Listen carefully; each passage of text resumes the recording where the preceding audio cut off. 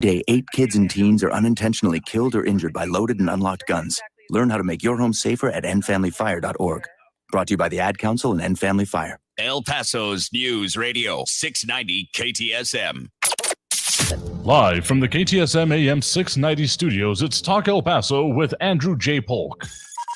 Be a part of the show by calling 915-544-KTSM, 915-544-5876, or comment online on our stream at facebook.com/Talk El Paso. It's 4 p.m. Mountain Time, and that means it's time to talk El Paso with Andrew J. Polk. Thank you all so very much for joining us here for Talk El Paso, airing live on News Radio 690 KTSM. I'm your host, Andrew J. Polk. Thank you for tuning in, however you may be doing so, be it on air, online, live streaming through the free and reliable iHeartRadio app, or joining us over on the various social media pages we're up on these days, facebook.com/Talk El Paso, the Talk El Paso channel over on YouTube, Twitter at Talk El Paso, or twitch.tv, Andrew J. Polk. We got a lot of stuff going on. Start of the week always seems to be a busy time, as there's a lot of things like percolating through the weekend, getting started, or sometimes not happening at all, as may be kind of the case involving the Paso del Norte Bridge this morning. So, okay, kind of vaguely, not entirely purposeful, but kind of a conjoining factor for a whole bunch of things we're talking right off the top today.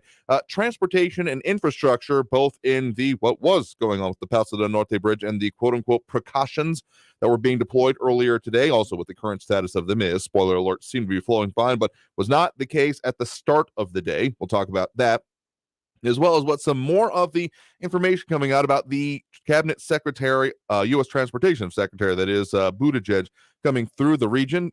Just interesting connections to El Paso, but also some of the major projects that are being looked at, including, well, again, spoiler alert, Paso del Norte Bridge, along with a whole lot of others, as we have Ida Beza Gardner joining us over on the social media. Hello, and wave to you as well. One of the better ways you can communicate with us at your 2 cents throughout the program is by chiming in over there, if you can do so safely. Speaking of transportation, I don't want to see anyone trying to hold the wheel with their knees while they're texting on it. At least not connected with this program. I see enough of it. There's a video I need to post online of me in park at a stoplight with a dude in front of me just straight up scrolling through short form social media. I couldn't tell if it was like TikTok or Instagram Reels or similar, but just like straight up, like mounted on the dashboard, looking at him in the driver's seat while on the road. I think I didn't facepalm because I think it would have put it through the back of my head if I'd been doing it the way I actually felt about it. Anyway, don't be any of these people is what I'm saying. So do so safely. As we also have Marky Mandingo. Good afternoon to you as well, Mr. Mandingo. Also those dropping those likes and reacts, including Robbie Flores, Ida Beza Gardner, and Ted Kors already. Again, appreciate all the algorithmic things that helps us with. But continuing on with our topics, even more conversation going on when it comes to other aspects of our infrastructure, including like the airport and a whole lot more. And then also, there's a lot going on within the Texas legislature. There's just no other real way to encapsulate that, because there is some major, budgets are starting to come out, calling it quote unquote budget season, but it's barely a season as it is with the whole progression of the legislature. So the budget fights, I guess, increasing, including one of the governor's major priorities whenever it comes to school voucher or savings account, however you want to put it, like type of operations for public school in Texas, getting some pushback from even within his own party. So we'll try to break some of that down as well. So a lot going on in and around, and certainly affecting us here in the borderland today. Also, Robbie Flores chiming in, wishing everyone had a nice Easter. Got the time to spend some of my friends, family, and loved ones as well. Hope y'all certainly did so as well, and however you mark the occasion in your own life and way. Basically, I'm hoping to say you had a good weekend, and if it has particular significance for you, so much the better. Actually, a lot of significance this last weekend. What do we have? We had Easter, Passover, Ramadan, just the whole swath of different type of celebrations and religious occasions going on. So however it worked out for you, hope it was a good one, or continues to be so in any case. So let's just dive straight in on, and from Holstein Rathlow in the same vein, hope you all had a blessed Resurrection Day, certainly to you as well. It was pretty nice weather around the borderland, I got to say. Didn't seem like it was coming into the weekend. It was going to be that way. Blustery as hell is the way I was thinking about it. So the fact that it's calmed down even slightly was very much appreciated by me and mine, among other things. But some of the stuff going on as we get into this full week, if you were trying to make your way in or around the Paso del Norte Bridge earlier today, you were probably having a not great time. There was another potential protest or something like that, as some people apparently just coming to the party about not texting while driving. I swear, if I see you, I mean, I can't do anything. I'm not a cop, nor do I drive a tank, but just know that I hate you if you're the one texting and driving. There's also Austin Redford, Buenas tardes también, and Rodney Link has two things to talk about: Prop K and the streetcar. Oh yeah, streetcar is another one of those local infrastructure thing, and Prop K, we got a lot more coming up here. And Eric von Holstein-Rathlau asking if Pothole Pete was in town. Yes, he was, through the region overall. Starting in Albuquerque, went down to Deming, was at NMSU for a bit, and then came through El Paso. And El Paso Inc. actually got the chance to sit down and have a one-on-one with him. Well, one-on-one-ish, I'm going to put it that way, because among other things, there was also El Paso Congresswoman Veronica Escobar was also in the room on there. Oh boy, the tips coming in for texting and driving. Let me just make this perfectly simple for y'all. Don't. Simple, one word instruction. Not even that usually that simple on this program, but that can be a damn easy one for y'all. So just keep it clean out there is what I'm saying, I guess. So we'll get more into that. But yeah, the Paso del Norte Bridge having another shutdown-ish. Wasn't 100%. Pedestrian travel was still apparently going on throughout the day. But among other things, from our news partners at KFOX 14, Giovanni Carrillo specifically reporting on their behalf, showing that, we saw more of the orange, what would be the right way? Not like the orange jersey barriers, if you know what I'm talking about. The kind of flared on the base and then coming up to about waist to mid torso high kind of barriers, and barbed wire, concertina wire, certainly being deployed as part of it, as part of a precaution. And also the specific terms, again, referencing the news story from our news partners at KFOX 14, mobile field force exercise being done at the Paso del Norte Bridge. They actually have quite a lot of pictures of what that looks like, including what I would refer to as riot gear, including full head-to-toe padding and some of those clear shields with police on it that has been in use by particularly CBP and some of the bridges ever since, honestly, 2019. They had some of those conversations going on back then, and if I want to say maybe a year or two or few earlier, when it was a question of, okay, we were seeing these quote-unquote exercises happening in our area. One of the major questions I had at that point in time was, okay, kind of what's the point? What's going on with that? And at that point in time, what it seemed mostly that was being done as a training and way to then kind of export that knowledge to other ports of entry, either basically in South Texas or California, Arizona type areas. But now definitely being deployed. I mean, this is the second time in, let's call it, about a month that we have seen this happening in our region. Now, apparently the information I've got right now is that since there are live cameras that you can see of the international bridges, particularly the Mexican side of it, seems that the traffic is proceeding as normal as of now. But some of the pictures, including, again, Giovanni over on Twitter at Giovanni, JHOVANI, KFOX_CBS, showing that it was, earlier this morning, quite the crowd, and not exactly in a line either on the Mexican side of things. And that led to the concern about there maybe being another mass crossing or what have you, or attempt. Protest wasn't totally clear, I will say that, leading to, again, the deployment of those, again, MFF for short, mobile field force exercise on the U.S. side of things. And so the Paso del Norte Bridge, the reason I bring this up, among other things, if you're wondering why your commute may have been, or some of the arrivals, departures, etc., were a little bit more constrained than usual today, well, this was going on, among other things. But then also, the focus on the Paso del Norte Bridge is continuing, as much as there are also other things, including the El Paso Sports Commission sharing financial reports for their events so far for this year. Essentially, can be read through a little bit of subtext as a case for why the El Paso Sports Commission, being the body in charge of, more or less, I mean, for the El Paso County Coliseum. I mean, it's a county facility, but the organization running it, booking it, etc., the El Paso Sports Commission. And no, it's not just sports, though the Rhinos are still in the field house nearby it. In any case, the focus on this whole region, we've been talking about since last week, and even since some months back, I want to say this was late last year, if I'm not mistaken, the concept, or, earlier this year, I'm going to put a pin in it that way, because around the time of the visit of President Biden, there was questions about, all the time he spent around the Paso del Norte Bridge, besides obviously being photo ops, and there were quite a lot of photos done and taken and still being used about that as maybe a signature-ish project. Now, that whole concept maybe is not totally borne out, since the GSA, Government Services Administration, has come out with more details on the plan, improvements, expansions, etc., for the Paso del Norte Bridge to the tune of hundreds of millions of dollars. And the footprint of that is the big question there, whether it will kind of stay in the way that it is right now, either. Okay, basically, if you're looking at I've been doing a lot of studying of the aerial Google Maps, etc. You guys got your left-hand side and your right-hand side of 54 proper, either with the lanes that are kind of inbound and outbound passenger lanes, that is, across the Paso del Norte Bridge, and then the cargo side that's on the right side of the very south part of 54, right before it basically diverges away as it runs into the border. Whether it'll stay within that existing footprint or begin to expand outwards. And of course, given the situations down there with basically Paisano right north of that, so can't really do too much on the road there without you start talking about tunnels and you start talking about some serious chunks of change.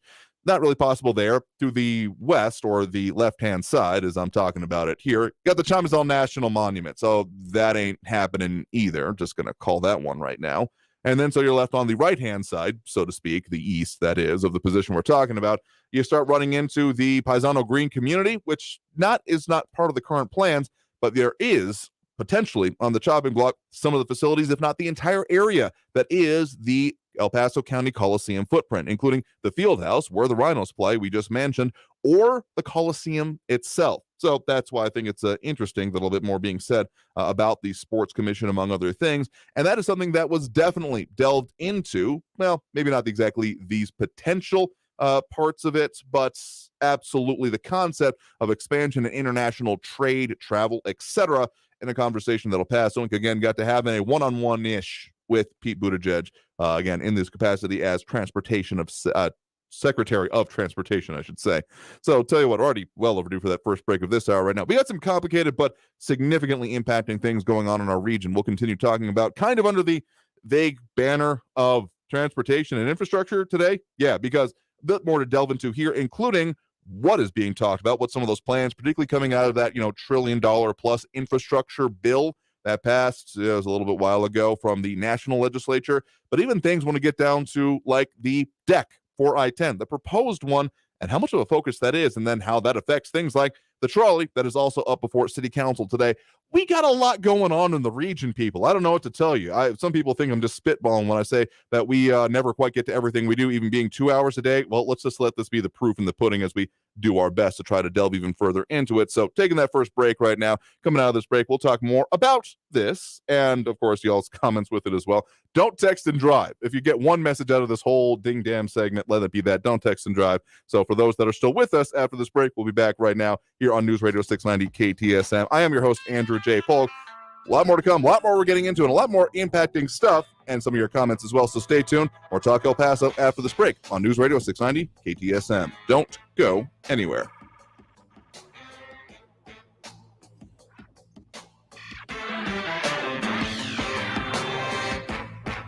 Traffic all day. News Radio 690.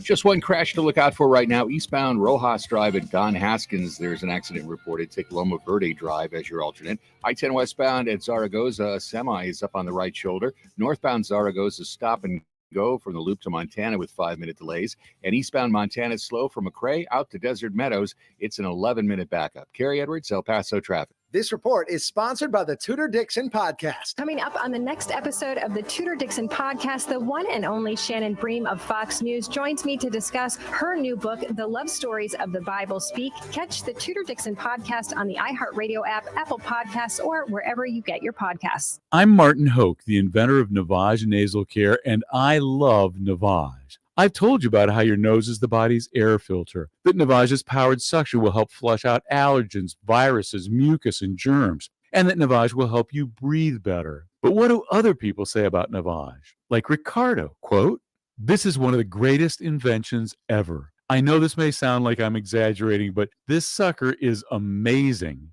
The first time I did it, I couldn't believe what came out of my sinuses. I could breathe with ease. My wife just bought one too. Thank you for this product," unquote. He's one of over 100,000 online reviews praising Navage, the all-natural solution trusted by over 3 million people to help you breathe better, sleep deeper, snore less, and stay healthier without drugs. Navage is available at Walmart, CVS, Walgreens, Target, Rite Aid, and online. Navage, Navage, clean nose, healthy life. Hi, I'm Burt Ward, Robin from TV's Batman, inviting you to feed your dog natural, non-GMO, Gentle Giants dog and puppy food. Dogs eating Gentle Giants and following our special feeding and care program are living as long as 27 healthy, active years with a wonderful quality of life. Holy wow, 27 years! Think of all the extra years you could enjoy with your dog at Target, H-E-B, and stores near you. Try Gentle Giants cat and kitten food, too. Do you find yourself stuck in a timeshare? Get the real facts about the timeshare industry and your options for cancellation. Chuck McDowell, founder of Wesley Financial Group, has put together a free information guide that reveals the secrets the timeshare industry doesn't want you to know, including the 5 ways to get rid of your timeshare. Call now and get this timeshare cancellation guide absolutely free. Call 800-334-2266. That's 800-334-2266. 800-334-2266. City streets or small towns, everyone deserves a clean, green community. We are Keep America Beautiful, the nonprofit working to end littering, improve recycling, and beautify communities. Let's do beautiful things. Visit KAB.org. News Radio 690 KTSM. Live from the KTSM AM 690 studios, it's Talk El Paso with Andrew J. Polk. To be a part of the show, follow on Facebook at facebook.com/Talk El Paso. Now here's your host, Andrew J. Polk.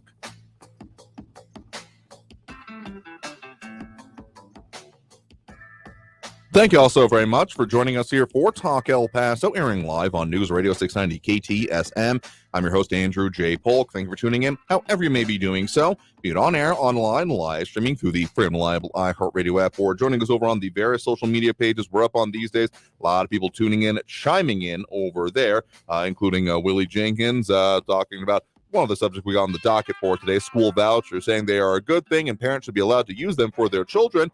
That's some Texas legislature stuff that, we'll be getting further into today as well, make no mistake, because the vagaries of that whole debate have been, well, I'm just going to say, a little bit surprising to me. Not as straightforward as you might think, even given some of the political positions or party positions, I guess I should say, that may or may not be totally being adhered to. If that's as clear as mud, that's about how I feel about it too, so we'll delve more into that. But then also, questions coming in, deep ones, including, we're doing the hokey pokey, and Eric von Holstein-Rathel pointing out that, really, what if the hokey pokey really is what it's all about? I'm screwed among other things, as I'm sure many others are, because I haven't been doing it nearly enough. But speaking of, I guess, maybe metaphorical, hokey pokey, will they, won't they put it in or put it out again in terms of funding and or focus? The trolley has been, or the streetcar, I guess, is the technically accurate way. It's on the city council agenda anyway for tomorrow. And more conversation coming in about that as well, certainly from some of the commenters online with us right now. And also some of those adding those likes and reacts I didn't want to miss out on saying here, including Flaco Jimenez, Rick Reyes, John Gardner, Monica Cervantes, Robbie Flores, Marky Mendingo, Artie Beza Gardner, Ted Kors, and Ion Grimm. Yeah, I appreciate y'all doing that because it helps with those algorithmic things. So when it comes to the trolley or streetcar, I don't know, I got trolley stuck in my head. I mean, it's an interesting feature. I've never actually been on it myself. I haven't gone out of my way to avoid it or to seek it out. Just kind of hasn't fitted in the way that I have need to use or be around the area. Of course, the corridor that it takes, basically from, let's call it not the Sun Bowl, but the Don Haskins Center down into portions of the kind of northern-ish aspects of downtown. Like it doesn't go into Segundo Barrio, those part of aspects are interesting, and I think there was an idea behind it. Whether or not it's been a good one is, well, basically part of the discussion that's up this week before City Council from our news partners over at KFOX 14, City of El Paso, to discuss quote-unquote operating schedule for streetcar, including the fact that there is an item on the City Council agenda, I do believe, if I'm not looking at this incorrectly. Let me see here. Streetcar. Okay. Anyway, the item that is actually on there says, quote, to direct city manager to adjust the operating schedule of the streetcar to be event driven for optimal use, end quote. So you can find that for yourself there if you know how to go through the vagaries of a city council agenda. Would recommend doing it, but maybe not recreationally like I do, because I'm a little bit, I know I'm weird in a variety of ways. Item 17, there we go, on the city council agenda. And some of the supporting documentation shows that ever since there was essentially a return to closer to form, anyway, use of the streetcar as of late end of August of 2022, that they increased its days and hours of operation and showing the average ridership by day across whole spans of months. And let's just say that I don't think, if I'm looking at the numbers myself right, it has gotten to or averaged more than, in either case, actually, either breaching more than 100 riders per day or even on average 100 per day, either way have you, since they have essentially done that refocus on it. Now, there are some pushback on it, including the fact that, as is quoted by our news partners at KFOX 14, concerns about, okay, is this actually being utilized or given a chance to succeed, basically, I think is the argument that could be argued, is being made, including former city council member Peter Swarsbein, saying that, quote, because right now the hours that we are still building back from COVID, and we are still having challenges in serving more of our populations, and arguing that, well, it never was just about ridership, but, quote, since the streetcar opened up in 2018, 5 new hotels have come along, all within 100 feet, rather, of the streetcar stop. These are all projects that came along in an ecosystem that's fueled by and supported by having an active streetcar. And Streetcar Services Director Carl Jackson for the city of El Paso quoted as saying the idea is to bring life back to the city of El Paso, which is an interesting concept. One of the current representatives for the area, Chris Canales, said in a statement, quote, the streetcar has become very important to our community and to my district in particular, providing accessible, reliable, and enjoyable transportation to residents and visitors alike, serving 65,400 riders in 2022 and on track to serve more than 77,000 riders in 2023. Proposed change would have significant consequences that we can't afford to overlook, including leaving prominent gaps in transit service in the downtown and uptown areas because the streetcar lines replaced multiple bus routes. So, I mean, there's already a lot of perspective on this, including Flaco Jimenez saying that I think ideally some downtown buildings, such as the former Popular building, should have affordable apartments for college students, and they could use the streetcar to get to UTEP and not need to park. That's kind of one of the ideas that has been put forth, not the direction you're talking about, but say park at the Sun Bowl or the Glory Road Transit Center. I don't know why I keep saying Sun Bowl. It's all nearby, I'm supposing, but next to the Don Haskins Center, the Glory Road Transit Terminal that has its, big new-ish parking structure, the idea of being able to then hop on the streetcar to end up going downtown. I'm not going to say I'm a representative sample, but I'm not really familiar with anyone or anyone's told me that they've actually taken advantage or done it in that way. So I think that there's a few different types of issue when you start talking about the streetcar, particularly in the focus and the purpose behind it. I think there's a whole lot of having cake and eating it too, or even just competing ideas of what the purpose actually is. Because I think, honestly, this might be one of those jack of all trades, master of none type of situations, for which, to be fair, the full phrase, better often than a master of one. And yet, I think that those competing visions are, scrambling, at least part of this. The one that is essentially coming up, from my perspective, on this city council agenda item, again, scheduled for the meeting tomorrow, is to make this primarily event focused. So when we got ball games, when we got events at the Don Haskins, when we got stuff that would drive ridership, so to speak, and yet there are others, including those former and current city council members representing the area, saying, no, this is an important community infrastructure aspect. So not just a when needed, but a needing to be done constantly. So I think there are primarily two competing visions that come to it here, with more response even coming in. Louis Panado saying another pet project that loses money, never had a chance of success, and burdens the taxpayers. There's an argument to be made there that this has been going on, better part of, if not getting pretty close to a decade now, give or take. of both the funding, the idea of it, and really what, again, the purpose behind it is, whether this would be just something that is available and is a reliable transportation source, or essentially more of an amenity, a nice to have and a feature that could be vaguely more touristy. I don't think anyone's coming here. I mean, there might be like one dude or group of people out there that will come just to ride a trolley, that, or streetcar, again, as it's being officially referred to, in a historic and restored way. And I certainly appreciate those aspects of it, don't get me wrong, but it hasn't driven me to do it, even as much as I like focusing and talking about history. Just not been a functional part that has been attractive to me in that way. So if it's meant to be a tourist attraction or somewhere along those lines, I don't know if it's really succeeded that way. And if it's meant to be a constant, reliable transportation source, the hours and availability of it also could be seen to be a concern. Also, the cost of it, among other things, including some of the cost estimates I've been seeing put forth in conversation about this, that each ride, based on the number of riders and the costs that go into it, being in the like $40 range. And no, that is not what the cost is being. As well as Mondo Moncada saying hi from over on the Twitch stream. Thank you for tuning in and chiming in that way. I think that there's, again, figuring out what the mission and the purpose of the streetcar actually is kind of paramount here. So, again, the action that is being suggested to City Council, the item that was put onto the agenda by Mayor Oscar Leeser specifically, and Flaco Jimenez saying, we have it, it is what it is, why not look for ways to make it profitable? That kind of would be an aspect of it, but you kind of then run into a chicken and an egg problem, don't you? If you need more people to ride it, you need to then have it be more accessible and available, which increase costs. With then questions, why aren't enough people riding it to do it? So it's kind of, where do we even want to start with it? So if we're looking at just the, not an amenity, but as a core infrastructure aspect of it, then yeah, it needs to be open and available. And I'm even going to suggest, and I'm sure there'll be plenty out there that disagree with me, but it comes to mind of, make it free for a time period at the very least, if not permanently, because if we just want this to be something that is there to be used by the community as opposed to other things, I mean, if you start running into other ideas of like getting cars off the road, as has been suggested, just make it free. Make it free for at least a significant chunk of time so that people can start integrating it. I mean, sure, once something is available enough and you can see the profitability and the numbers going along with it, maybe it could transition.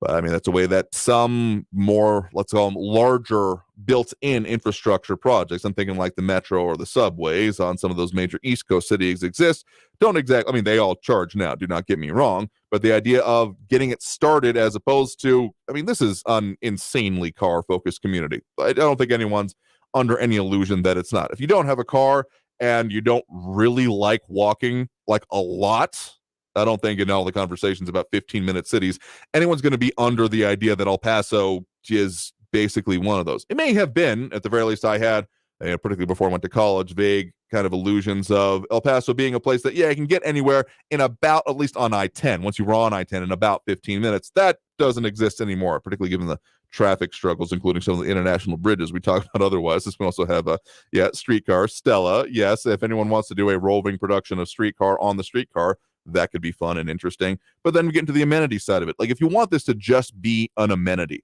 and just solely be a attraction-ish or adjacent to an attraction, something that's fun, maybe nostalgic to do, then yeah, sure, charge for it, but don't pretend that it then replaces kind of other key needs and uses. So that's kind of what I see going into this, is a discussion of not just okay, what's the financial sense? Because there are and aren't ways that it actually does. I mean, ridership right now isn't the biggest. Again, the charts you can see for yourself over on the City Council agenda aren't the clearest things. I mean, they show what month it is, and I do believe by which year it is, but it kind of seems to jump around a little bit as well.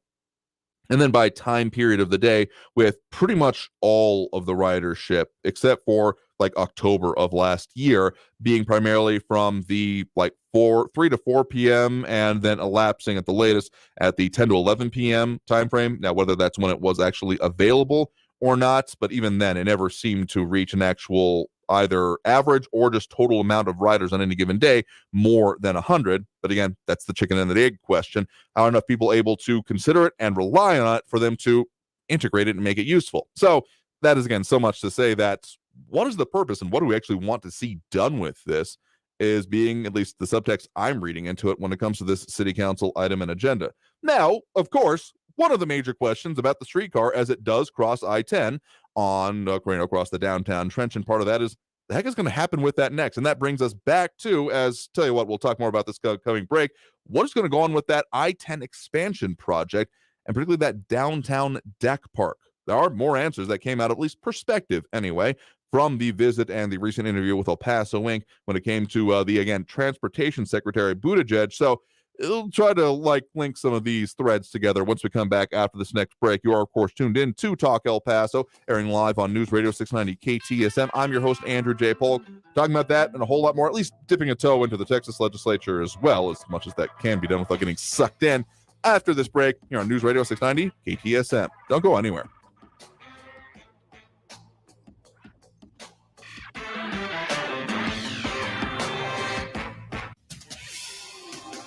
El Paso's News Radio 690 KTSM.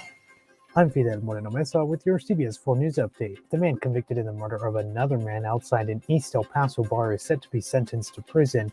23-year-old Elijah Covington was found guilty last week in the shooting death of Jamal DeAndre Jones Aguilar outside the Gourmet Hot Dogs bar on Zaragoza. The murder happened in September of 2019. Investigators say Covington shot Jones Aguilar with a rifle right after a fight broke out between two groups of people. Sentencing is scheduled to begin at 8:30 this morning. The El Paso Fire Department knocked down a large fire late yesterday morning. The flames broke out on Starlight Court near Sunrise Park in northeast El Paso around 11 in the morning. Fire dispatch says that no one was injured. The extent of the damages is unknown at this time. For more news headlines, head to our website at cbs4local.com. I'm Fidel Moreno Mesa with your CBS 4 News Update. News Radio 690. Traffic all day.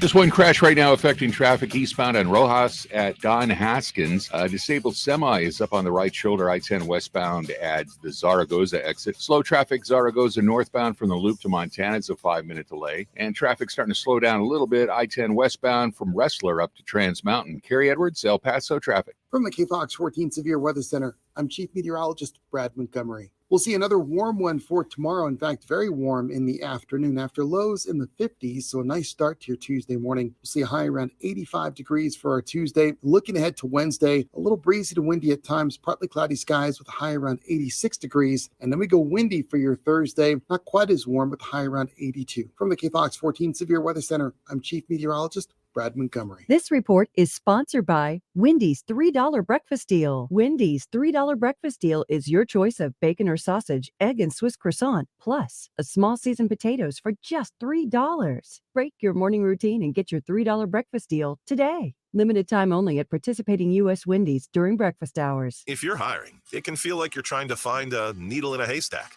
You can hope the right person comes along, or you can just use ZipRecruiter. And now you can try it for free at ziprecruiter.com/radio. In fact, ZipRecruiter has helped a lot of business owners find their needle in a haystack, like Marco, president of operations at Telly Tires and Auto Centers. Because Telly Tires has grown a lot in the last few years, Marco needed to hire everyone from a receptionist to a store manager to a head mechanic. ZipRecruiter helps me find all the right people, even the most difficult jobs to fill. ZipRecruiter helps me keep my business running. Take it from Marco and millions of other businesses who've used ZipRecruiter. ZipRecruiter can help you find the needle in the haystack. See why 4 out of 5 employers who post a job on ZipRecruiter get a quality candidate within the first day. And right now, you can try ZipRecruiter for free. That's right, free at ZipRecruiter.com/radio. That's ZipRecruiter.com/RADIO. ZipRecruiter.com/radio. ZipRecruiter, the smartest way to hire. Hello, I'm Erica Castillo with a KFOX 14 News Update. A live feed from cameras on the Juarez side of the International Bridges showed hundreds of people standing around along Avenue Benito Juarez in downtown Juarez this morning. Normally, people would be seen standing in line or in vehicles along the Paso del Norte Bridge to cross into El Paso, and Customs and Border Protection, as a result, deployed barricades to limit vehicular traffic as a precaution. At about 9:30 this morning, CBP conducted a mobile field force exercise at the Paso del Norte Bridge downtown, which did cause a temporary disruption of traffic. MFF is when officers use special response tactics in the event that there's an incident that requires response and action. And a 23-year-old man armed with a rifle live streamed a fatal mass shooting in Kentucky this morning, according to authorities. Connor Sergio is accused of opening fire at a building on East Main Street that houses the old National Bank where he used to be employed. It was about 8:30 in the morning. He killed 4 people and injured several others, including police officers. I'm Iraca Castillo with the Fox 14 News Updates. For the local issues and discussion you won't get anywhere else, turn to Talk El Paso, weekdays at 4 right here on News Radio 690 KTSM, brought to you in part by the El Paso Community Foundation. Sound off on what matters to you, Monday through Friday, 4 to 6 p.m., and let's talk El Paso. Coming up on the next episode of the Tudor Dixon podcast, the one and only Shannon Bream of Fox News joins me to discuss her new book, The Love Stories of the Bible Speak. Catch the Tudor Dixon podcast on the iHeartRadio app, Apple Podcasts, or wherever you get your podcasts. This report is sponsored by the Tudor Dixon podcast. Weather and traffic info. You need it? We have it. Traffic and weather all day. Stay informed. News Radio 690 KTSM. News Radio 690 KTSM El Paso. Live from the KTSM AM 690 studios, it's Talk El Paso with Andrew J. Polk. To be a part of the show, call 915-544-KTSM or follow on Facebook at facebook.com/Talk El Paso. Now here's your host, Andrew J. Polk. Thank you all so very much for joining us here for Talk El Paso, airing live on News Radio 690 KTSM. I'm your host, Andrew J. Polk. Thank you for tuning in, however you may be doing so, be it on air, online, live streaming through the free and reliable iHeartRadio app, or joining us over on the various social media pages we're up on these days, facebook.com/Talk El Paso, the Talk El Paso channel over on YouTube, Twitter at Talk El Paso, or twitch.tv, Andrew J. Polk. Appreciate you all being here in whatever capacity you may be, and whatever your place that you're in where you can see, hear, communicate with the show if you so choose to, is the right place for you to be as we continue our focus on talking about the things that affect us here in the borderland, and also having the ability to do so. The live local talk radio part of it in the borderland, because damn it, I think we deserve it. Anyway, a lot more comments coming in, including Louis Pinato, I guess, being facetious a little bit, saying, how about a river walk by Overpass Park? It's only money, or a homeless campground with fountains to bathe in. Yeah, okay, getting less reasonable. I mean, okay, I will say this, that the Riverwalk, I think you're giving illusions of in San Antonio, which is a very much visited thing, very focused on aspect, was not always what it was. I mean, there were some people, news stories back when it was originally being built that I've seen, that were calling it, just a dirty ditch that will just breed mosquitoes and nothing else. And now it's a world-class attraction for them. You don't know if that could be exactly carbon copied here, particularly since the Riverwalk is both sides of the river there, and also, it's basically a concrete stream at this point. That, sure, boats can go down, but it's still a river, is in the vaguest sense that it includes vaguely flowing water as opposed to being a natural thing. And the Rio Grande could arguably also be the same thing, that it's a river in the vaguest sense, and sometimes doesn't even actually have water into it. Also, not both sides of it. So that's why I'm calling that facetious. If you meant it seriously, but we'd love to know what your idea is. And Flaco Jimenez also talking about potential private investment within the streetcar, among other things. So again, I think it's entirely possible that there could be action and stuff happening there. But let's also say this, that the downtown section of the re-envision or the revamp of I-10 that is coming, well, that was another part of the conversation that El Paso Inc. had again with U.S. Transportation Secretary Pete Buttigieg, among other things, of very serious questions about the downtown deck park. Because, including, just quote directly from what he said there, Buttigieg, that is, there are some priorities at the airport and some broader priorities for the community, but for the Mobility Coalition, for example, is focused on the deck park. It's the number one priority, whether or not capacity is added to these lanes, referring to where I-10 runs below downtown, those sloping areas. The number one priority is the deck park. Actually, that may have been quoting directly from Veronica Escobar there, but what Buttigieg did say for himself is that we've given a grant to support the process for planning and design on that. I think just under $1 million through our Reconnecting Communities program. It does go on further to say in the interview about kind of, what the focus and purpose is on it. So that's particularly if there were to be lanes added and the streets having to be stretched, basically what it would come down to. Part of the proposals that have been on the table include basically blowing away everything south of Yandle meaning that you'll see some of those apartments. I think there's like a charter school, a gas station or two, remembering correctly. The Holocaust Museum, among other things, would have to relocate, as that will no longer be land.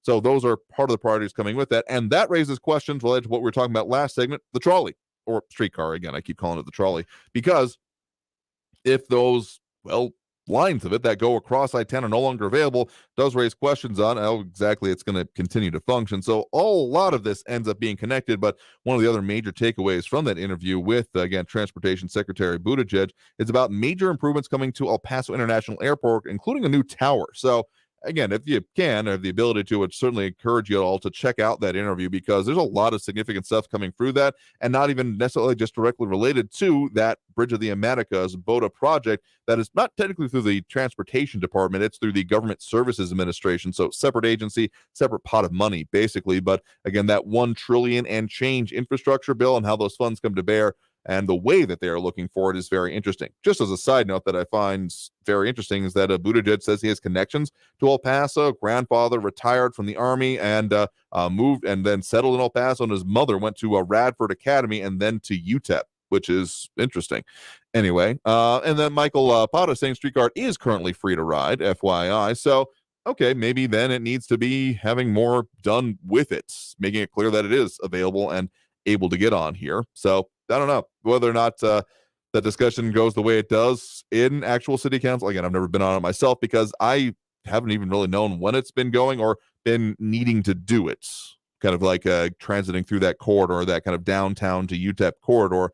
I just end up driving directly to it. Maybe now I'm not the target audience of it, which is entirely fine, but I don't know. I think just the vision of it needs to be made clear, and then the path forward can become a little bit clearer. So those are some of the things going on. I promised I'd mention the Texas legislature, as we are definitely getting into the budget season, so to speak. I mean, it's all pretty quick. I mean, there is the House approving, as of late last week, a $302.6 billion state budget. Does include tax cuts and teacher and state employee raises.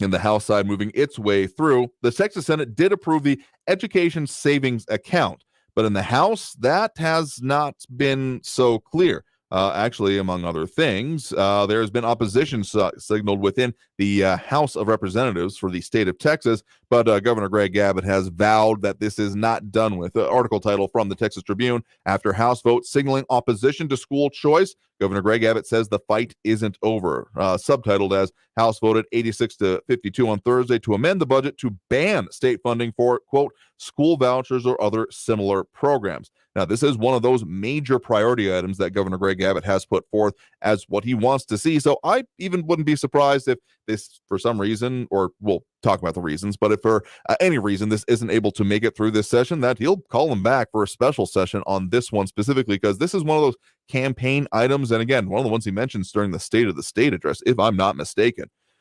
Pretty much the opposition from Republicans, I should note here, actually comes from the impact on some of those rural schools, and really kind of the overall conversation about the impact on the public school system and funding for it in the state overall. And so specifically those in rural areas in which public schools can even be some of the major actual employers in the community. The concerns about that have been leading to this pushback, among other things. So more comments coming in, including Eric von Holstein-Rathlow saying, I thought the Saragossa Bridge was supposed to take the freight traffic to help alleviate congestion at the avenues of the Americas Bridge.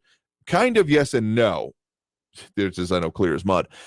Basically, yes, there has been more there, but there has been an explosion of metaphorical sense, not literal. I know, don't want to make sure to get that mixed up. There has been a quite increase, let's just say it that way, of there being trade and need for it and the capacity for it. So that's why, as much as BOTA is often thought about as, the free pedestrian and vehicle bridge, there is still a lot of focus on the cargo transfer of it. And I mean, honestly, you drive down near the Zaragoza Bridge, you go near the Santa Fe Bridge or the BOTA, most of them have, they're just not places you want to drive by if you don't need to exactly go through them these days.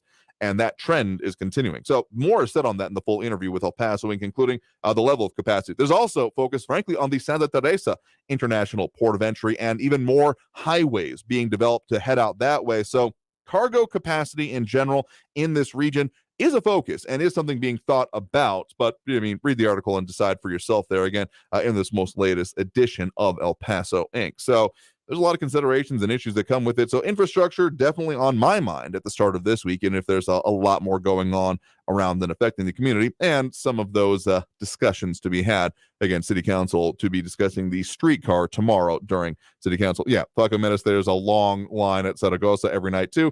Again, I that's not my neck of the woods, so I don't drive there nearly as often. But anytime I do, and I know I'm getting to that bend of the border highway, I know to get as far over to the left lane as is possible, and even then, a little bit of a hope and a prayer that we don't see too much of a backup, because yeah, it can get a little hairy, just more on the cargo aspects of it. Anyway, we got to take that next break right now. We've covered and touched on a lot of things, and of course, we want to hear from y'all. We'll go ahead and open up those phone lines right now, as we usually do at this point during the program. So if you want to add your 2 cents on the things we were talking about, discussing, getting into today, as we're starting off this week, getting into towards the middle of April already, I swear. Anyway, number to call is 915-544-5876,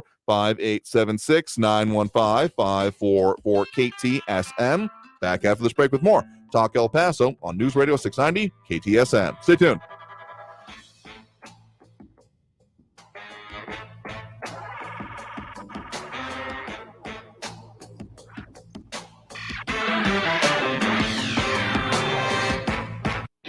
Traffic all day. News Radio 690. Northbound Mesa slow with less than 5-minute delays from downtown to the Upper Valley, Desert Boulevard. Slow traffic on eastbound Montana from McRae out to Desert Meadows, 10-minute delay. 8-minute delays on northbound Zaragoza from the Loop to Montana. And just a heads up, Pan American Drive exit is closed both directions on America's Avenue, east and westbound, for road work. Kerry Edwards, El Paso traffic. This report is sponsored by Staples Stores. Staples Print and Marketing Services help small business print big. Now get $15 off signs, banners, and posters when you spend $75 or more. Offer ends 4/15. Visit staples.com/printbig for details. This is your sign to try Staples, where prints are perfect, guaranteed. Cards issued by Sutton Bank and Celtic Bank, members FDIC. Terms and conditions apply. What if you could do business without busy work? With Ramp, you can. Ramp is the future of finance with smart automation, corporate cards, and spend management. Just imagine, no more expense reports or shuffling wrinkled receipts. No more slogging through invoices or getting surprised by unexpected charges. Just your business's big idea with smart spend controls, automation that crushes busy work, and real-time insights so you can make it happen. In other words, Ramp completely reimagined finance to make it work for your business. Get set up, issue corporate cards, and start making payments in less than 15 minutes. See how Ramp does finance. Join today and get $250 just for signing up. Just go to ramp.com/finance. That's ramp.com/finance to get $250 for signing up. That's ramp.com/finance. I'm Martin Hoke, the inventor of Navage Nasal Care, and I love Navage. I've told you about how your nose is the body's air filter, that Navage's powered suction will help flush out allergens, viruses, mucus, and germs, and that Navage will help you breathe better. But what do other people say about Navage? Like Ricardo, quote, "This is one of the greatest inventions ever. I know this may sound like I'm exaggerating, but this sucker is amazing. The first time I did it, I couldn't believe what came out of my sinuses. I could breathe with ease. My wife just bought one too. Thank you for this product," unquote. He's one of over 100,000 online reviews praising Navage, the all-natural solution trusted by over 3 million people to help you breathe better, sleep deeper, snore less, and stay healthier without drugs. Navage is available at Walmart, CVS, Walgreens, Target, Rite Aid, and online. Navage, Navage, clean nose, healthy life. Coming up on the next episode of the Tudor Dixon podcast, why is the left so eager to push the trans agenda on our kids? Don't miss the eye-opening episode with Yaku Boyens. Catch the Tudor Dixon podcast on the iHeartRadio app, Apple Podcasts, or wherever you get your podcasts. El Paso's News Radio 690 KTSM. Live from the KTSM AM 690 studios, it's Talk El Paso with Andrew J. Polk. To be a part of the show, call 915-544-KTSM or follow on Facebook at facebook.com/Talk El Paso. Now here's your host, Andrew J. Polk. Thank you all so very much for joining us here for Talk El Paso, airing live on News Radio 690 KTSM. I'm your host, Andrew J. Polk. Thank you for tuning in, however you may be doing so, be it on air, online, live streaming through the free and reliable iHeartRadio app, or joining us over on the various social media pages we're up on these days, facebook.com/Talk El Paso, more or less the main one. But if you also want to chime in, do have that phone line open now, 915-544-5876, 915-544-KTSM. A lot of stuff we're talking about here today. Transportation infrastructure, general focus, I would say, is pretty much what's going on today. But tell you what, we've gotten a little bit long in some of these breaks and times here. So we do have some callers on the line. Stay there, but we're going to end up taking that break before too long right now. Just don't want to shortchange anyone as we're pretty close to the top of the hour and needing to take that break, because that's what I get in trouble for if we don't do. So, yeah, we're going to do that. But again, that number, 915-544-5876, 544-KTSM. Some of the other comments coming in, Rick Ray is saying a little bit earlier, it's bad that they took the other streetcars about 15 to 20 years ago out. They had about 10 streetcars that used to go to San Eli, Isleta, downtown, etc. Whatever happened to them, the gas streetcars.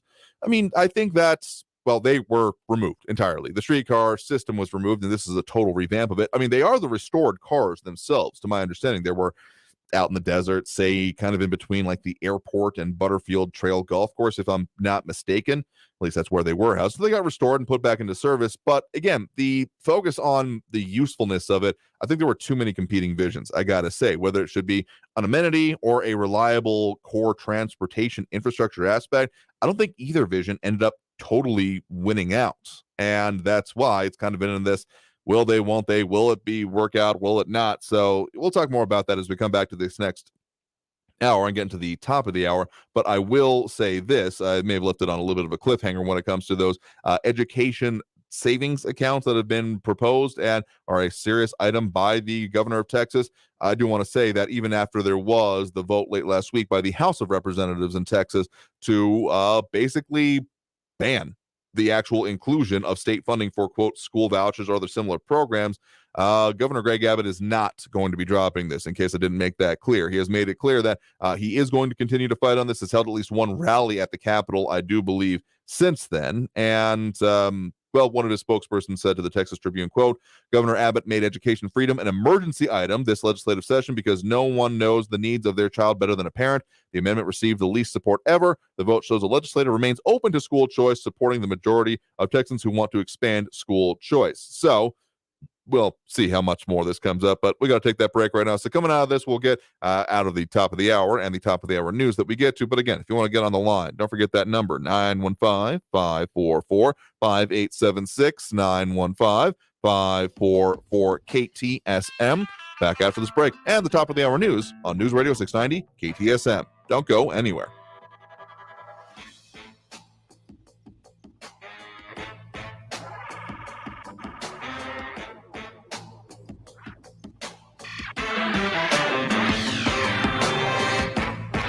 Traffic all day.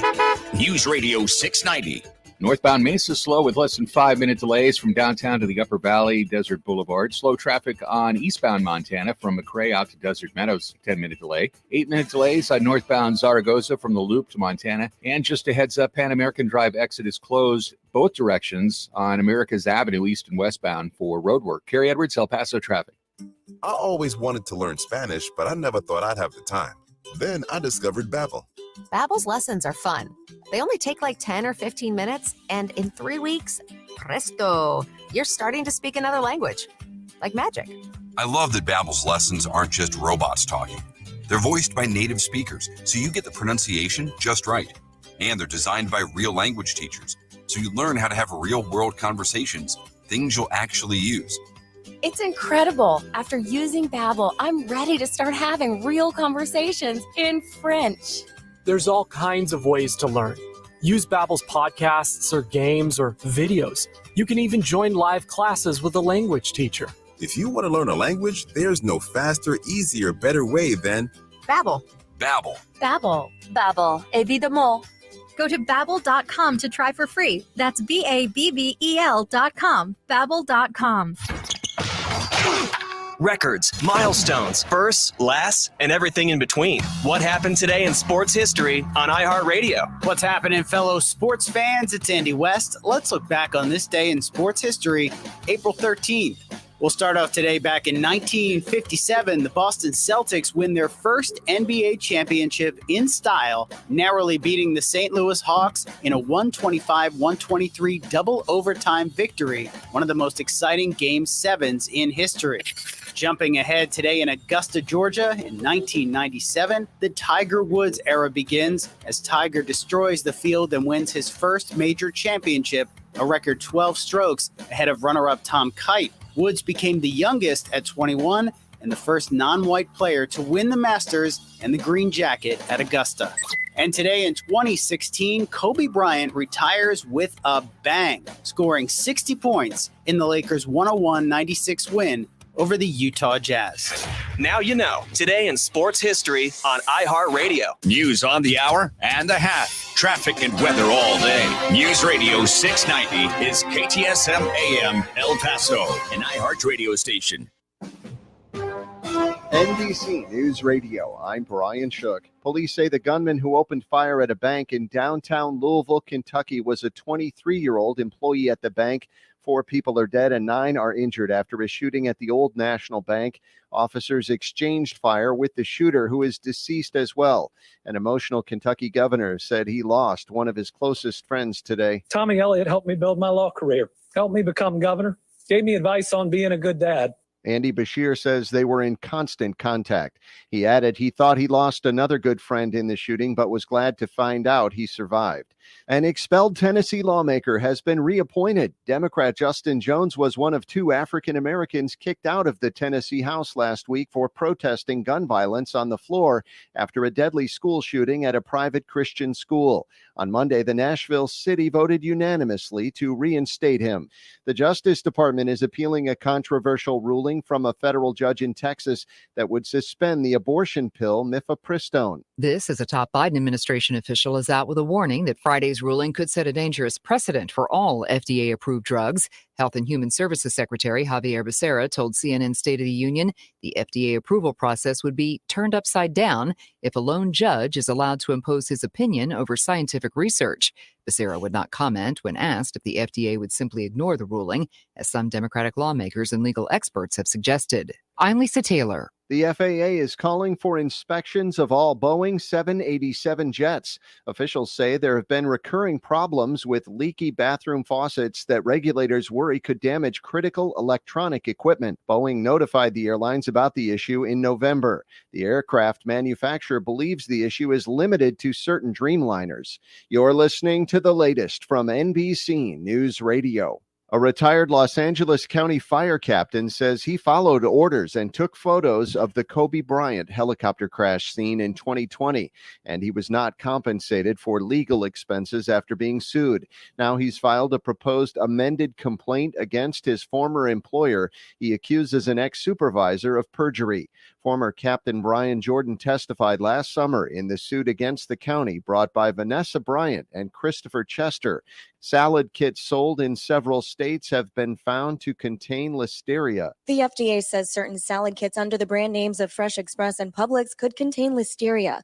The company says the salad kits are no longer being sold and have already expired, but they were sent to stores in Georgia, Florida, North Carolina, South Carolina, and Virginia. The kits have use-by dates of 3/31 and 4/2 and have product code G075. The FDA says if you happen to have purchased one of the kits, head back to the store for a refund. Listeria can cause symptoms like high fever, severe headache, stiffness, nausea, abdominal pain, and diarrhea. I'm Rosia Rivera. A new electric vehicle charging hub is opening in Brooklyn, New York. Lisa G. reports. Speaking at Revel's headquarters, Mayor Adams said this will be the largest public accessible ultra-fast charging station in New York State. This means anyone with an electric car, including taxis and for-hire drivers, will be able to get a full charge in the New York 10 to 20 minutes. Adams says now drivers don't have to wait around for hours to get their EV vehicles charged. He adds the city's plugging into a greener and cleaner future. An animated Stranger Things series is coming to Netflix. Most details about the show are being kept under wraps. Directors of the original show, the Duffer Brothers, said it'll be in the vein of Saturday morning cartoons. The fifth and final season of Stranger Things is currently in production. Brian Shook, NBC News Radio. Now, your chance to win $1,000. Enter this nationwide keyword on our website. Fun. That's fun. Enter it now.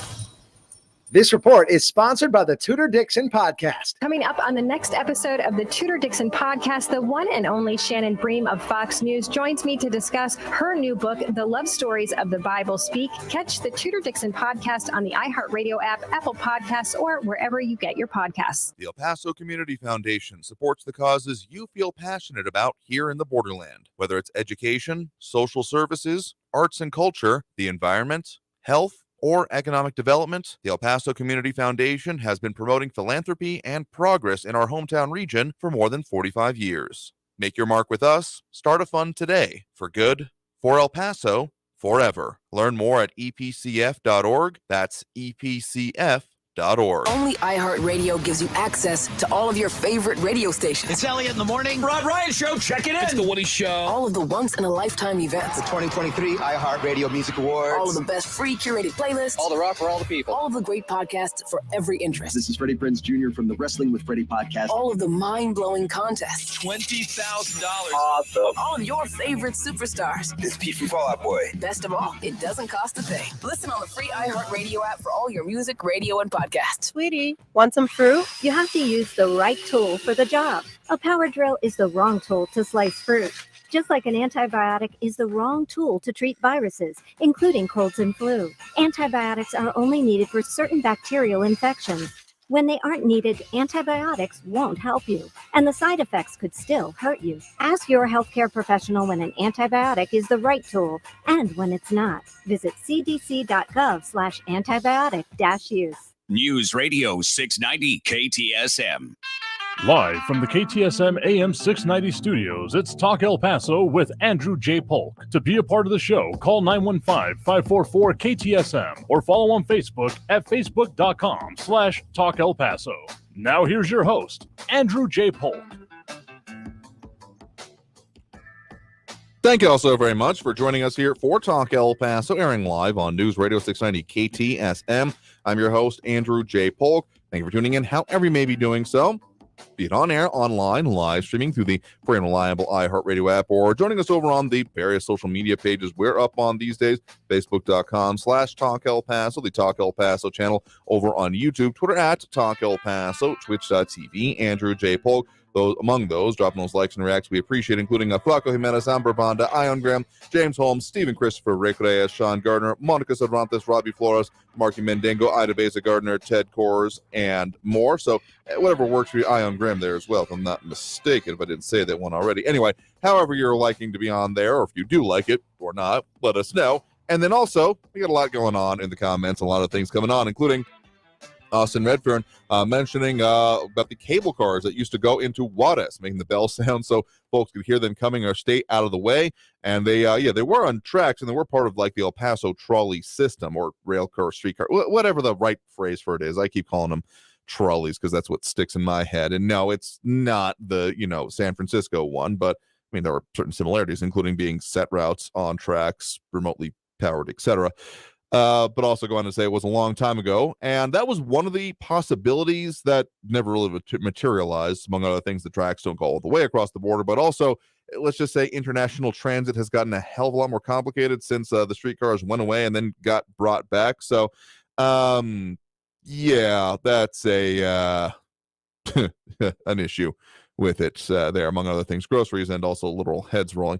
Anyway, we do have those phone lines open now. A lot of stuff we're talking about today. Infrastructure kind of chief among them, or at least some of the major threads we're drawing through most of this. But let's go ahead and get to those phone lines now. Full up at the moment, but don't forget that number to call is 915-544-5876-544-KTSM. We do have James in downtown area with us right now. James, thanks for joining us. Hi, good afternoon. Can you guys hear me? Oh, here just fine, James. What's on your mind? Okay, well, when the streetcar first came out, I was excited because I live in the downtown area. Okay. But then I got a couple of stories on that. I first drove it when I first got on it, and a police officer was doing a police stop. So he made me late to go to my classes at UTEP. The police officer wouldn't move off the tracks. So the guy from the trolley, streetcar, he's like, well, I have to wait. And so we stayed there all the way until he wrote up the ticket to the person. And then I did it again. I said, okay, maybe it was a fluke accident. So we're going down on Oregon Street, and the handicapped bus decides to stop there at the hospital with the lift down. So I had to wait there in the streetcar to go do downtown because the guy was waiting for the patient to come out, and he already had the lift down. So we were just waiting there, sitting there in the streetcar.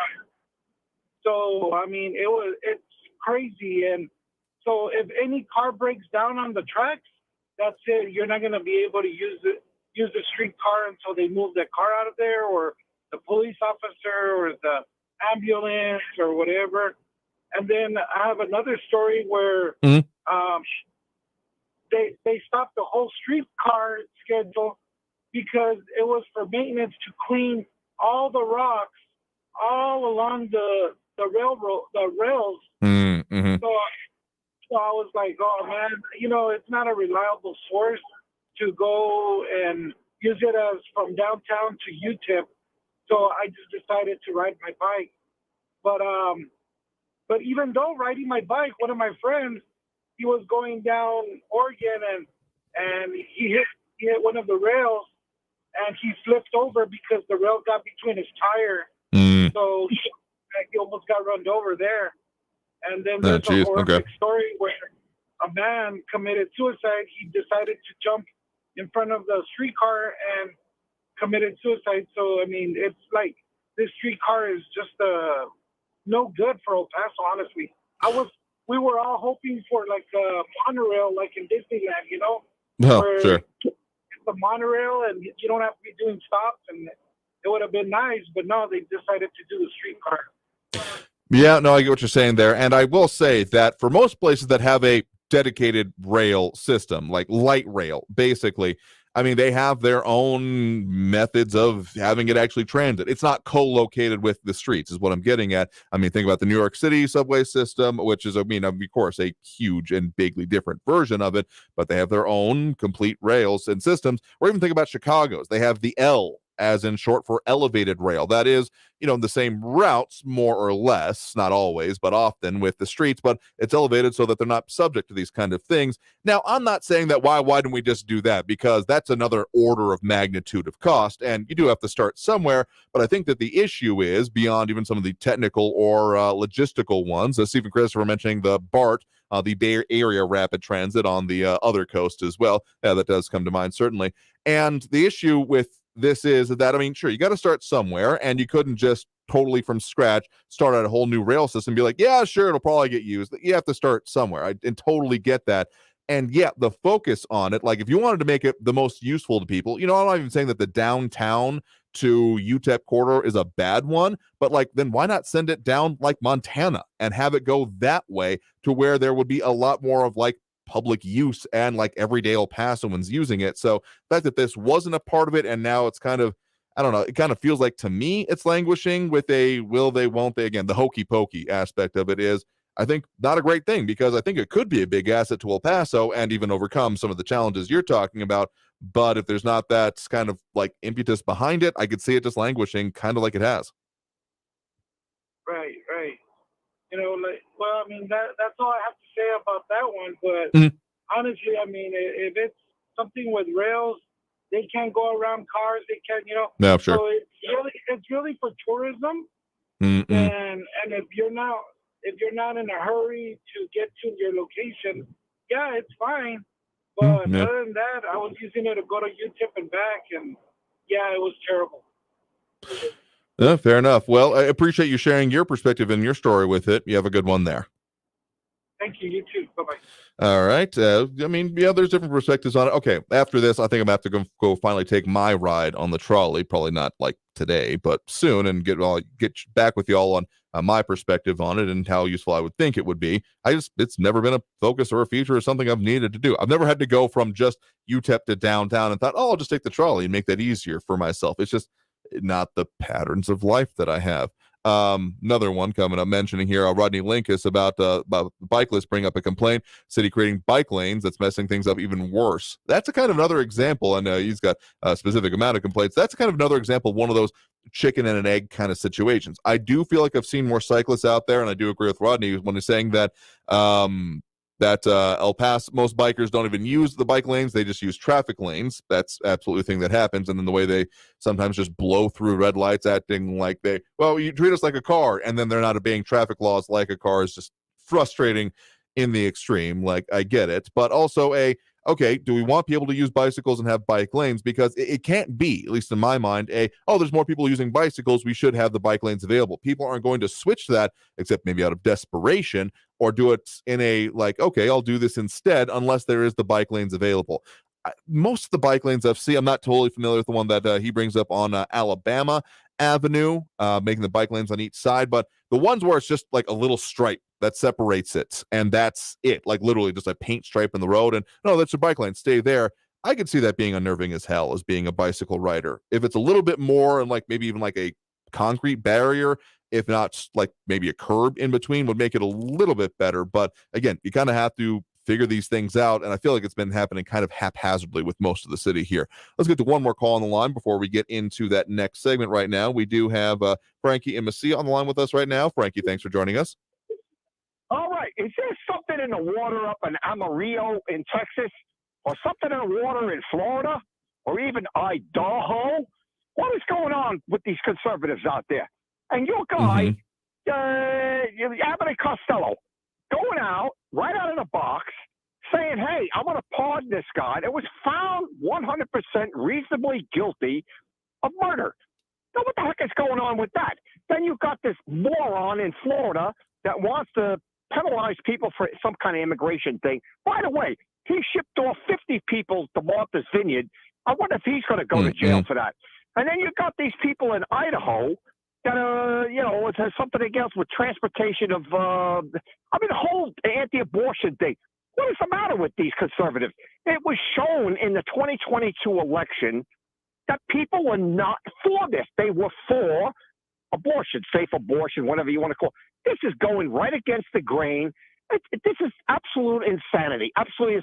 What's your opinion on that? Or anybody else out there in the Southwest border region? This is nuts. What do you say? You brought up a bunch there, so let's focus on the Texas aspect of this maybe for a second, where, Governor Greg Abbott is considering, or at least petitioning for the pardon of a U.S. Army sergeant that was convicted end of last week of killing a protester at a Black Lives Matter rally in 2020. Is that the one you're talking about? Yes, exactly. Okay. So in that case, the governor doesn't have, it's not like in the national, doesn't have the ability to just do it. He has to petition to a board, to my understanding. So we'll see here, but then you get a lot, you again brought up a lot there. So the other part with Florida of the busing of them to Martha's Vineyard, that what you're talking about, that happened more or less last year? Well, that was part of it. That was before this particular action that he wants to pass through the Florida legislature.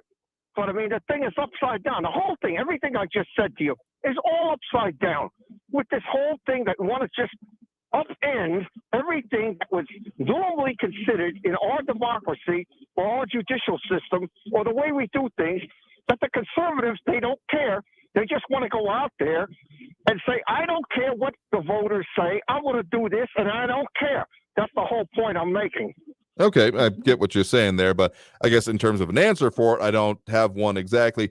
I'm not the most up on the, I want to say, Daniel Perry case, if I've got the name of that right there. So whether or not the process, as far as what I've seen anyway, is that the governor will have to appeal, basically put it up to the state pardon board, for lack of a more correct term.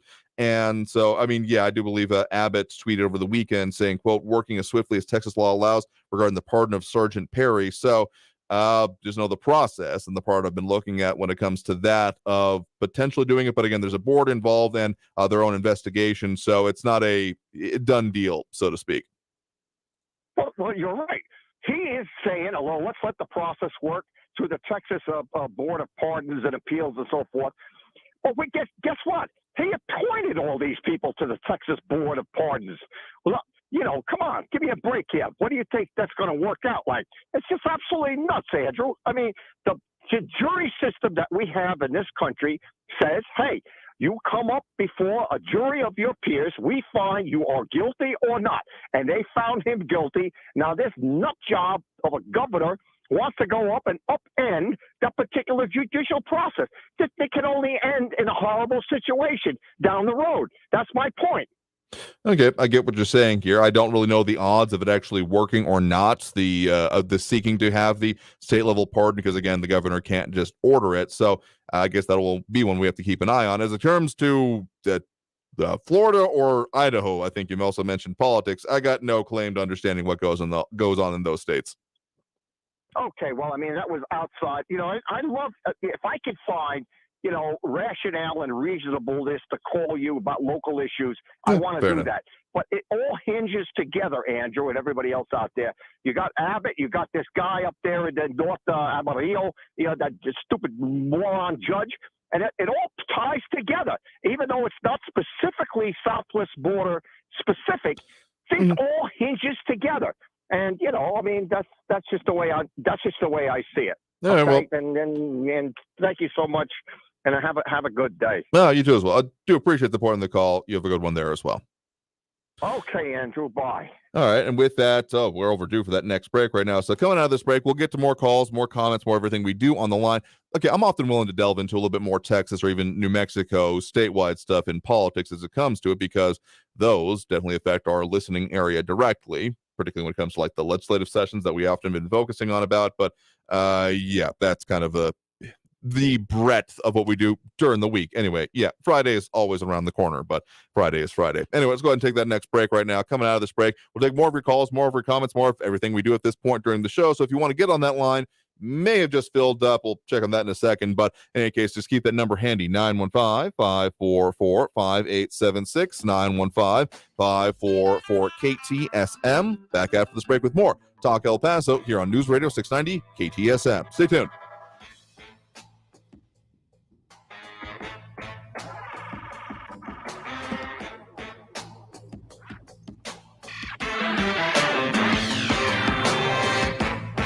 Traffic all day. News Radio 690. El Paso fire is responding to an accident northbound Joe Battle at Bob Hope. A disabled vehicle is blocking the right shoulder on the 10 westbound after Cotton near Brown. Pebble Hills eastbound at Ivanhoe, there's an accident. Avoid the slowing, take Yarborough or Edgemere Boulevard. And slow traffic on eastbound Montana, McRae to Desert Meadows, a 10-minute delay. Carrie Edwards, El Paso traffic. This report is sponsored by the Tudor Dixon Podcast. Coming up on the next episode of the Tudor Dixon Podcast, why is the left so eager to push the trans agenda on our kids? Don't miss the eye-opening episode with Yaku Boyens. Catch the Tudor Dixon Podcast on the iHeartRadio app, Apple Podcasts, or wherever you get your podcasts. I'm Martin Hoke, the inventor of Navage Nasal Care, and I love Navage. I've told you about how your nose is the body's air filter, that Navage's powered suction will help flush out allergens, viruses, mucus, and germs, and that Navage will help you breathe better. But what do other people say about Navage? Like Tara, quote, "My doctor wanted me to do saline rinses for my allergies, but I've never been able to successfully use a neti pot. Navage uses suction power, so it's foolproof. There are nights when I'll have particularly bothersome allergies. I'll bust it out, and the results are immediate. It's such a relief. It's become a lifesaver," unquote. She's one of over 100,000 online reviews praising Navage, the all-natural solution trusted by over 3 million people to help you breathe better, sleep deeper, snore less, and stay healthier without drugs. Navage is available at Walmart, CVS, Walgreens, Target, Rite Aid, and online. Navage, Navage, clean nose, healthy life. Right now, get 50% off everything at Banana Republic Factory for a limited time during the spring celebration event. From elevated event dresses to versatile linen styles, Save today at your nearest Banana Republic factory store. We see them every day. People driving using their phones. There's a sneaker peeker or the fast scroller who can quickly become the fender bender-er, the got a ticketer, or the driver who killed someone. Pay attention or pay the price. You drive, you text, you pay. Paid for by NHTSA. Right now, get 50% off everything at Banana Republic Factory for a limited time during the spring celebration event. From elevated event dresses to versatile linen styles. Save today at your nearest Banana Republic factory store. We see them every day. People driving, using their phones. There's the sneaker peeker or the fast scroller who can quickly become the fender benderer, the got a ticketer, or the driver who killed someone. Pay attention or pay the price. You drive, you text, you pay. Paid for by NHTSA. If you see something, why do you say something? I see safe for my friends. For my community. For everyone here. We all have something worth protecting, a why that unifies us. Report suspicious activity to local authorities. If you see something, say something. News Radio 690 KTSM El Paso. Live from the KTSM AM 690 studios, it's Talk El Paso with Andrew J. Polk. To be a part of the show, call 915-544-KTSM or follow on Facebook at facebook.com/Talk El Paso. Now here's your host, Andrew J. Polk. Thank you all so very much for joining us here for Talk El Paso, airing live on News Radio 690 KTSM. I'm your host, Andrew J. Polk. Thank you for tuning in, however you may be doing so, be it on air, online, live streaming through the free and reliable iHeartRadio app, or joining us over on the various social media pages we're up on these days, facebook.com/Talk El Paso, the Talk El Paso channel over on YouTube, Twitter at Talk El Paso, or twitch.tv, Andrew J. Polk. Rick Reyes suggesting I make the riding the trolley one of my bucket list items. I mean, it's just something that I haven't done yet. It's not exactly like, hey, I got to go climb a mountain, ride the trolley, the same thing. I mean, I'm just going to go do it like this week as soon as I get the time around the busy schedule we got for production and other such things. But sure, yeah, we'll check it off the bucket list, though. I got to tell you, maybe I'm wrong in thinking this, but whenever you say it's something on the bucket list, it feels like you're getting therefore closer to death. Maybe that's just my weirdness with it. But yes, I will ride the trolley. Bucket list, maybe not, but a lot of the other conversation comments coming in from the various social media. So let's go back to those phone lines now. You can check out those, of course, for yourself. Let's go back to those phone lines now. Again, full up at the moment, but keep that number in mind, 915-544-5876, 915-544-KTSM. We do have Todd on the west side with us online right now. Todd, thanks for joining us. Hi, Andrew. Hey, let's keep Frankie on topic to start with. This is a local show. And absolutely. Just to rebut him to start with, and he's talking about that Texas where Greg Abbott wants to pardon that soldier. Well, he needs to do a little bit more research and find out that the DA withheld a bunch of paperwork from the defense attorneys before the case was finished. So that's why they look at the pardon on that one. It's going to go to appeal and probably get looked at there anyway.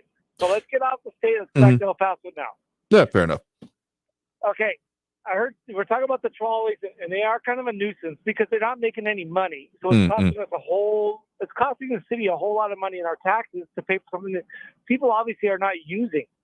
We have fire trucks in this town that are broken down every day. They can't get parts for, but yet we're spending money on a trolley that nobody's using.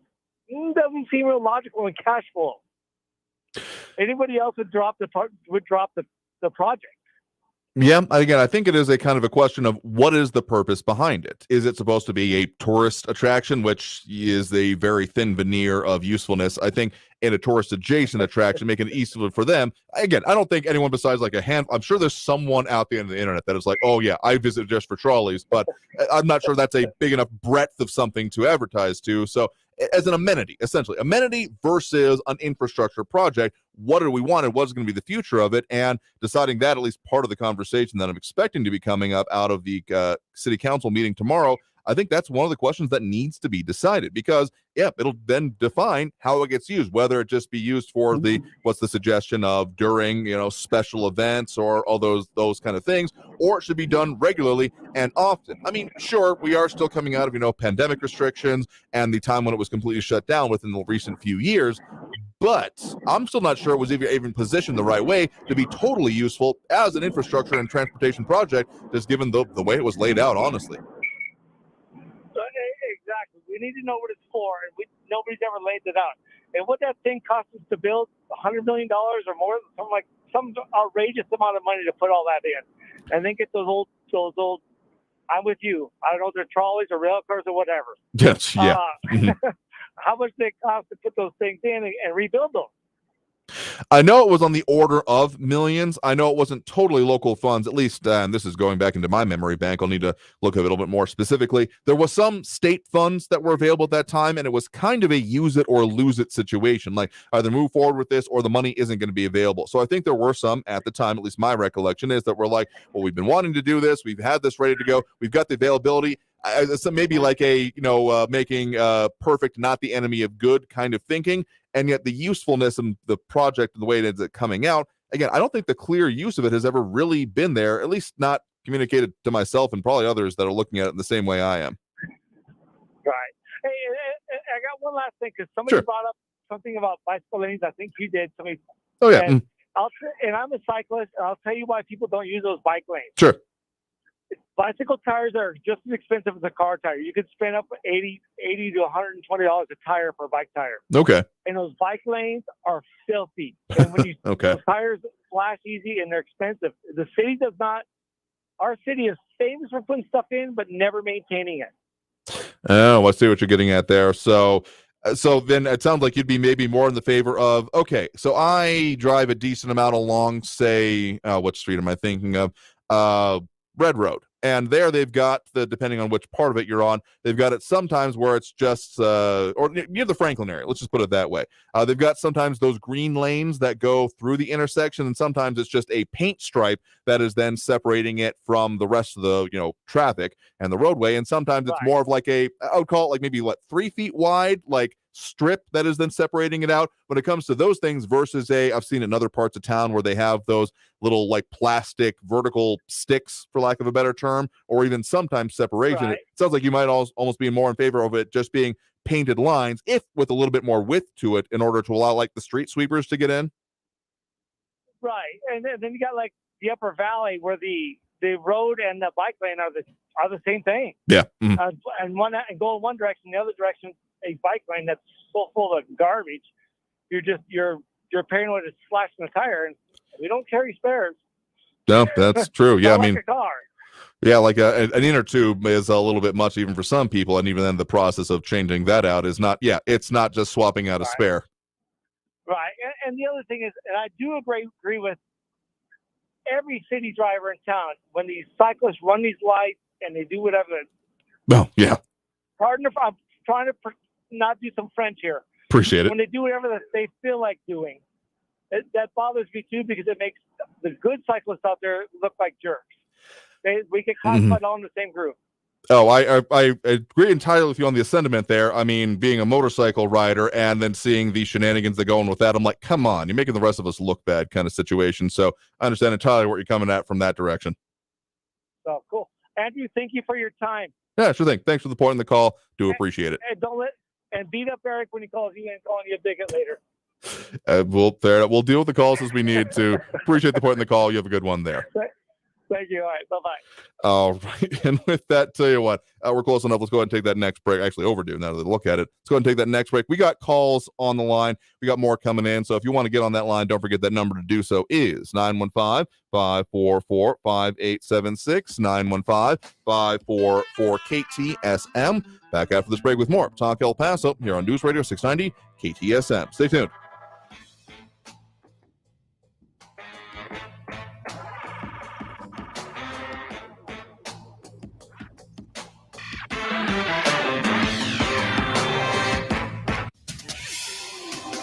El Paso's News Radio 690 KTSM. Hello, I'm Erica Castillo with a State Fox 14 News Update. A live feed from cameras on the Juarez side of the International Bridges showed hundreds of people standing around along Avenue Benito Juarez in downtown Juarez this morning. Normally, people would be seen standing in line or in vehicles along the Paso del Norte Bridge to cross into El Paso, and Customs and Border Protection, as a result, deployed barricades to limit vehicular traffic as a precaution. At about 9:30 this morning, TVP conducted a mobile field force exercise at the Paso del Norte Bridge downtown, which did cause a temporary disruption of traffic. MFF is when officers use special response tactics in the event that there's an incident that requires response and action. And a 23-year-old man armed with a rifle live streamed a fatal mass shooting in Kentucky this morning, according to authorities. Connor Sergio is accused of opening fire at a building on East Main Street that houses the old National Bank where he used to be employed. It was about 8:30 in the morning. He killed 4 people and injured several others, including police officers. I'm Iraca Castillo with this Fox 14 News Updates. News Radio 690. Traffic all day. I-10 westbound at the Schuster exit, a couple of stalled vehicles up on the right shoulder. An injury accident, Paseo del Norte, east of Wrestler Drive. Eastbound Edgemere before Hawkins, there's a crash reported. And Zaragoza northbound still slow from the loop to Montana, 7-minute delays. Kerry Edwards, El Paso traffic. From the KFOX 14 Severe Weather Center, I'm Chief Meteorologist Brad Montgomery. We'll see another warm one for tomorrow. In fact, very warm in the afternoon after lows in the 50s. So a nice start to your Tuesday morning. We'll see a high around 85 degrees for our Tuesday. Looking ahead to Wednesday, a little breezy to windy at times, partly cloudy skies with a high around 86 degrees. And then we go windy for your Thursday. Not quite as warm, but high around 82. From the KFOX 14 Severe Weather Center, I'm Chief Meteorologist Brad Montgomery. This report is sponsored by Staples Stores. Staples has everything you need to travel, from passport photos to luggage. And now get 20% off your in-store purchase when you buy any travel service, like passport photos, in just 10 minutes. In-store only. Offer ends $4.29. Exclusions apply. Get all set to jet at Staples. Okay, so we have the car payment, the rent, utilities, and the repair bill. What should we do? I know. I'm going to CashNetUSA.com. I can apply in minutes, get an instant decision, and if approved, we could have the money in our account as soon as the same business day. When you need money fast, be the hero. Go to CashNetUSA.com to apply for the money you need now. The exact timing as to when your loan funds will be available will be determined by your banking institution. Hi, I'm Burt Ward, Robin from TV's Batman, inviting you to feed your dog natural, non-GMO, Gentle Giants dog and puppy food. Dogs eating Gentle Giants and following our special feeding and care program are living as long as 27 healthy, active years with a wonderful quality of life. Holy wow, 27 years! Think of all the extra years you could enjoy with your dog at Target, H-E-B, and stores near you. Try Gentle Giants cat and kitten food, too. Are you tired of listening to stories that are saturated with wokeness? If you are, then you should try Red Pilled America. We tell good old-fashioned stories that align with middle America values. Listen to Red Pilled America anywhere you get podcasts. That's Red Pilled America. This report is sponsored by Red Pilled America. Traffic's bad enough without Mother Nature adding to your headache. Traffic and weather all day. Stay informed with El Paso's News Radio, 690 KTSM. I adopted Bento in 2010 from a shelter. A lot of people know him as Keyboard Cat.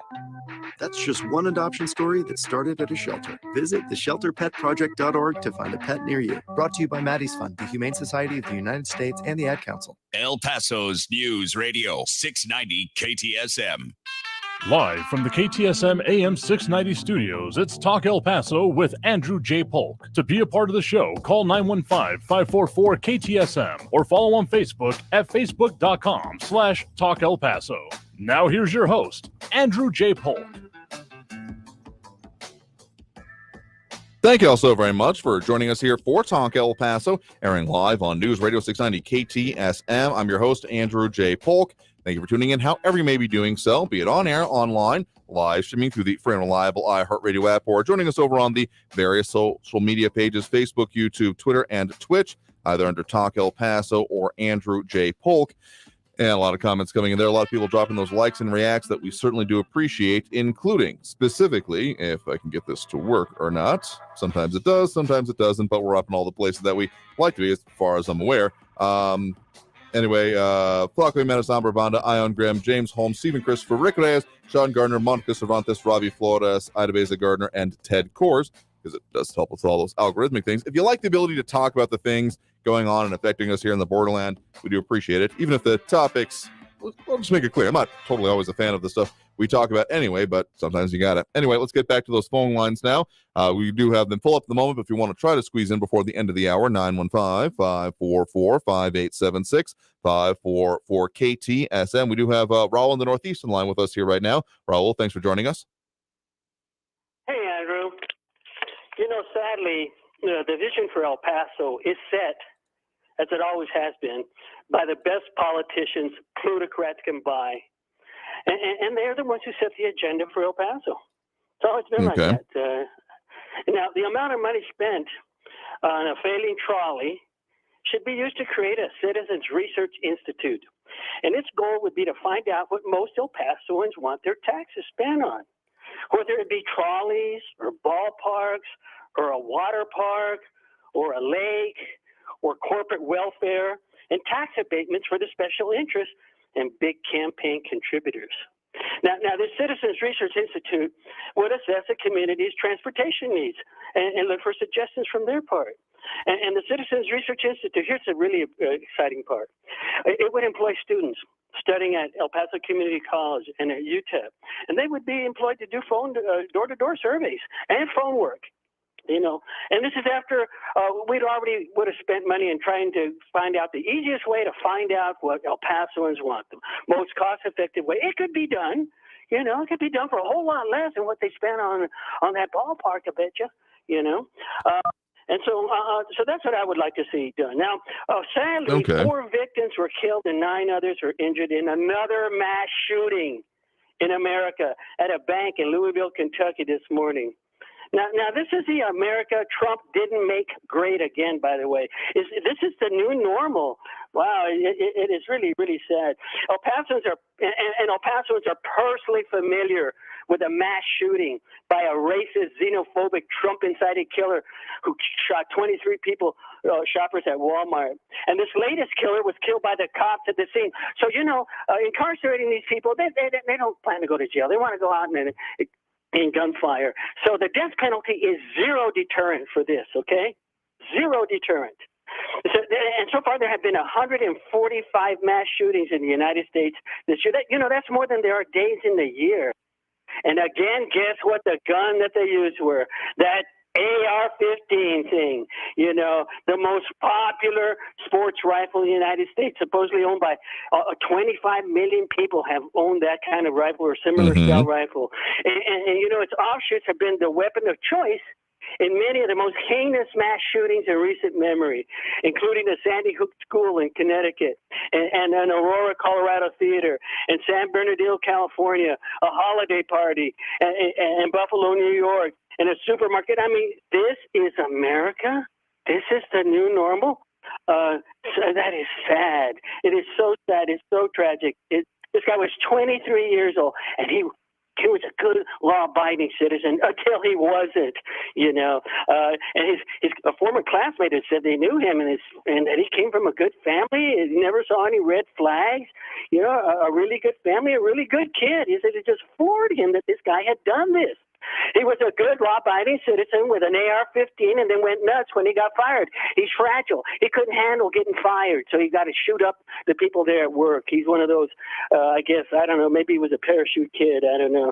And so what do the Republicans do when a couple of black representatives go and protest those killings in their neighborhood? They kick them out of the Tennessee House of Representatives. It's what they did. Tennessee, the state I learned where the KKK was founded. You know, so they don't like guys like that speaking out on behalf of the children. And last but not least, now our Texas goofy governor Abbott minus Costello has pledged that he's going to pardon a fascist killer, some guy named Sergeant Perry, convicted by a jury of 12 citizens of murdering a Black Lives Matter protester, a white guy for that matter, who supposedly waved a gun at him. So you know, we're going to have this. It's a gun versus gun thing. So you're going to have shootouts of political adversaries on the streets. I get you, and the governors on your side of the political equation can get you off even after a jury of 12 citizens found him guilty of murder. What a goofy dude. Okay, that's an interesting way to describe it. Kind of bookended it with the stuff that we actually talk about here. Let me just put it this way. Yeah, when it comes to the idea of having more people involved politically in El Paso, that's an interesting way you end up doing it. But I also just got to ask, as I always do, I don't think that, again, to use a phrase I used earlier in the show, let perfect be the enemy of good. Like, just because this whole scheme, idea, plan can't necessarily be immediately implemented. I mean, I think it would not impossible, but would take some time to do so. Doesn't mean that more community engagement. We're talking with people about things, and as much as we appreciate the discussion that happens on this program, it certainly and absolutely should not stop here. This should be the tip of the iceberg, if anything, with a whole lot more people than taking this into your average lives and talking about the things that are important with you, with those around you. I totally reject the idea that, politics, religion, and finances are not supposed to be talked about in polite company, because it just means that those things don't get talked about, except for people who may already agree with you, in which case you got the whole echo chamber effect. And then on the whole aspect of it, when it comes to that court case in Texas that Governor Abbott has, okay, maybe I didn't describe it accurately, applied to, or at least directed the parole board to see if a pardon would be possible. I don't know if that really applies. I think it's in their court, and then the governor, if they approve it, would then be able to do it. So that's the process, to my understanding. I do believe I actually saw that video back when it happened in 2020 as part of the Black Lives Matter protests here, but I'll have to delve further into the specifics of the way the case came forward. At least initially, it sounds like an appeal, particularly if there was prosecutorial misconduct, would be the better way to go about that. But I think Abbott's a lot of description on having a political bone to pick, particularly when it comes to, well, certain gun laws in Texas, including like stand your ground, castle, self-defense laws, at least what a lot of people end up bringing up in the comments there. And when it comes to the Tennessee State House, yeah, I'm familiar with what you're talking about, and the removal of the representatives for participating in a protest that went on to the, if I'm not mistaken, the floor of the actual House of Representatives there, like not even outside of it, but like disrupted the business of it. I mean, there are different elected bodies that have the right to remove those in there for bad conduct. Whether or not that was a good one or not, I'll leave up to the individual observer of that one. But just remember, Friday is coming, sure, but we're Monday right now. And if you really want to talk about the things that are not directly affecting us here in the borderland, like if you want to do one of those vague illusions of things like, well, this concept certainly affects us here, like, sure, vague concepts, but the action, you're going to have a hard time drawing a line between what's going on in the Tennessee State House to El Paso right now, in my mind. So thanks for the point in the call. For what it's worth, let's go ahead and get to at least one or maybe two more calls here if we can. We do have David in the Northeastern line with us right now. David, thanks for joining us. Hey, as always, Andrew. Thanks for taking my call. Oh, sure thing. What's on your mind?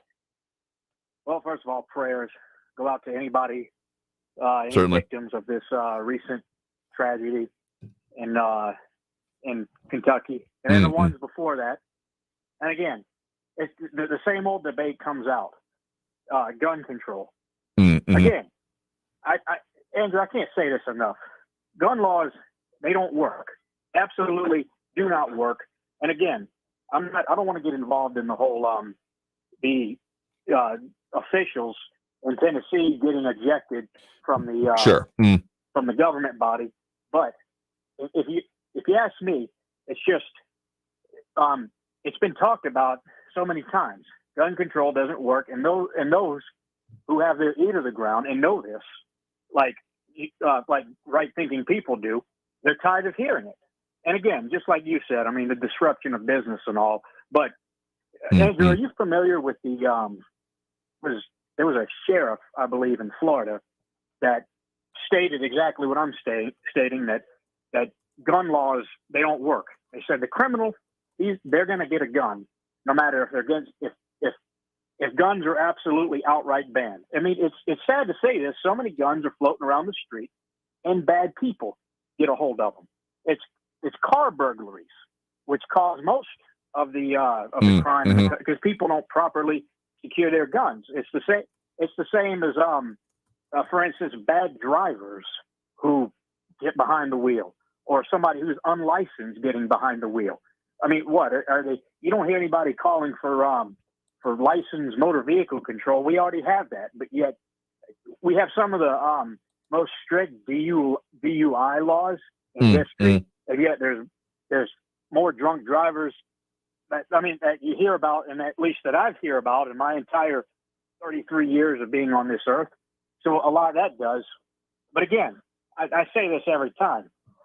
Gun laws, they're not the solution. Because again, a lot of people are reiterating like, oh, this shooter was just a law-abiding citizen. He probably was until he committed the crime. Once he committed that crime, he voided all of his rights and protections that we we value so much under this, under our wonderful constitutional common law. And lastly, let's see, what was the last point I'm trying to make? From this point forward,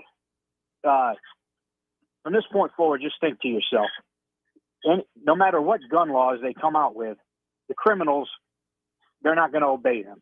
I mean, this is just common knowledge. If we would have just had a background check. Now, what is it?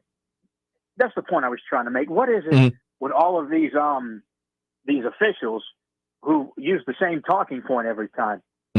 We need stronger background checks. We have background checks. Andrew, I have never bought a gun in my entire life without going through a background check, even at a gun show. And I know you've brought this up many times. Right. Yeah. The gun show loophole. The gun show loophole is, in a way, I don't really know what they're talking about unless they're talking about private sales, which are legal in Texas and Louisiana and the surrounding states. Yes, it is. Right. It is legal to sell a gun to a buddy of yours who is in fact has a clean record and is lawfully able to possess a gun. But there's ways around that too, because if you are worried about selling a gun to a buddy of yours and he uses it in a crime and then you're held responsible, right. for it, you have the choice. Yeah. Go to the FFL and go transfer it legally. That way your hands are clean.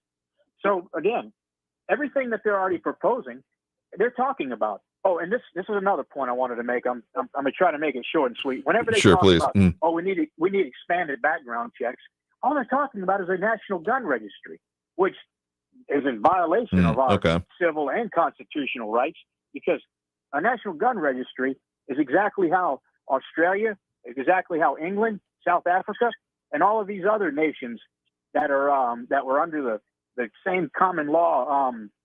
The same British rulers. Oh, sure. They're called Commonwealth or common law states. Yeah. They all enjoyed their own version of Second Amendments until one day the government imposed a national gun registry. And then whenever they wanted to all-out ban guns, they used that registry. You hear it all the time, buyback programs. Buyback programs is just a soft form of gun tyranny, and that's pretty much all I had to say, Andrew. And again, thank you so much for taking my call. Thoughts and prayers go out to everybody and anybody listening to this show and anybody chiming in. Yeah, sure thing. Well, appreciate the point in the call. You have a good one there. Thank you, Andrew. Do it. Let me just a couple of thoughts here before we end up having to take that next break, as we're getting close to the end of it. I am fully in favor of things being done to stop this kind of violence that happens, particularly mass shootings, but also, frankly, all gun violence, of which, it isn't lost on me anyway that mass shootings, as much as they dominate the headlines and the way that they end up being couched in the statistics that are used in it, because I feel like it's a know it when you see it kind of thing, but the stats don't necessarily always bear that out, is the vast minority of overall gun crime and even of injuries and deaths that come from the use of firearms. I'm not even talking about just when you include suicides within that as well. It's still a minority of overall gun crime. So the fact of wanting to not see that happen anymore is significant, and not wanting this to just be I completely reject the idea of, oh, well, that's just how it is. That's just the price we pay. Absolutely not. And yet the solutions that have been suggested, and whatever it comes to the clampdowns on it, do seem to revolve around a central theme, intentional or not, of, we have to punish those who have, or take away the rights of those who have literally done nothing wrong.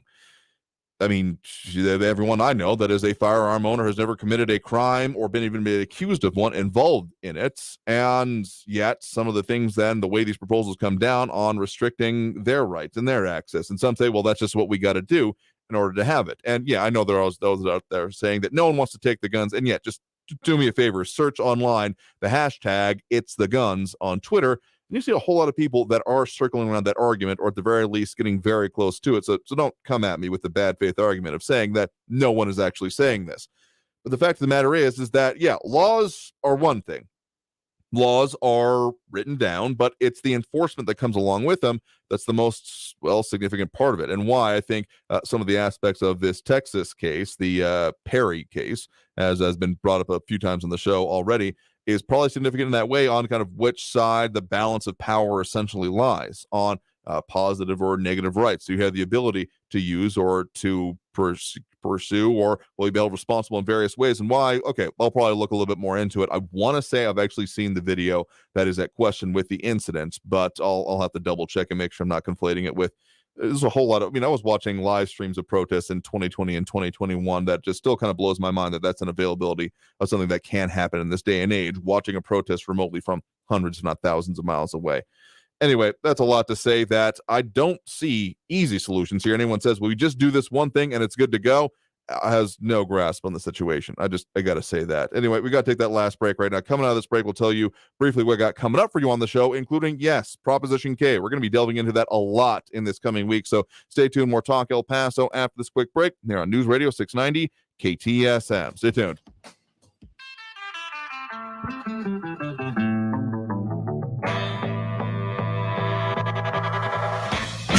Traffic all day. News Radio 690.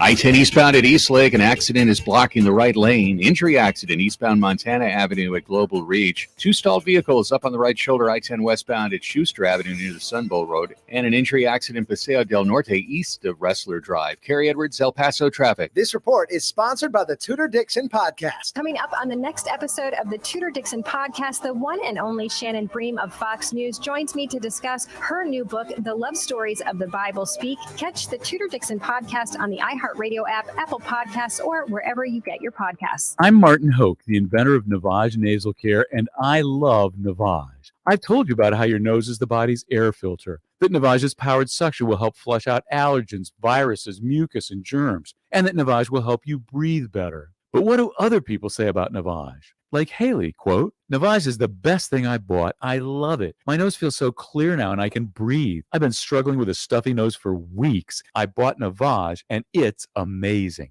Or this one. I use Navage every night, could not imagine life without it. I have 5 cats, and before I found Navage, I was a clogged mess. Now I breathe so much better, unquote. Those are 2 of over 100,000 online reviews praising Navage, the all-natural solution trusted by over 3 million people to help you breathe better, sleep deeper, snore less, and stay healthier without drugs. Navage is available at Walmart, CVS, Walgreens, Target, Rite Aid, and online. Navage, N-A-V-A-G-E, clean nose, healthy life. Vision for El Paso is having their Laugh Launcher Comedy Night fundraiser on Wednesday, April 19th at Bart Reed's Comic Strip. 10 amateur comedians will be hitting the stage competing to see who can get the most laughs. It's a night full of fun and funny, all for a great cause. Get your tickets now at laughtonight.com. That's LAFF, the number 2, NITE.com. Don't miss the Vision for El Paso Laugh Launcher Comedy Night fundraiser, Wednesday, April 19th. News Radio 690 KTSM. Live from the KTSM AM 690 studios, it's Talk El Paso with Andrew J. Polk. To be a part of the show, follow on Facebook at facebook.com/Talk El Paso. Now here's your host, Andrew J. Polk. Thank you all so very much for having joined us here for Talk El Paso, airing live on News Radio 690 KTSM. I've been your host, Andrew J. Polk. We are beyond out of time here for this show. So a couple of notes I want to leave with you. A, we'll keep talking about some of these issues we brought up today.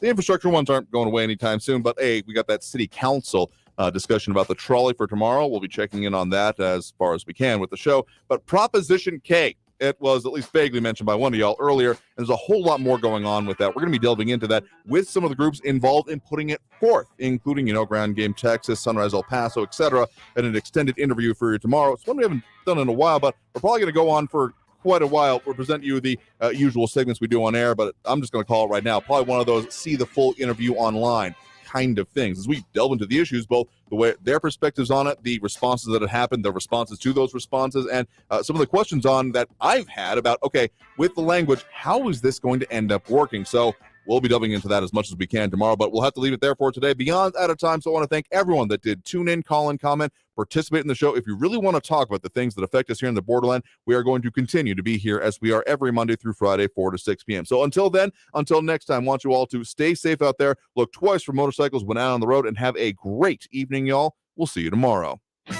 Traffic all day.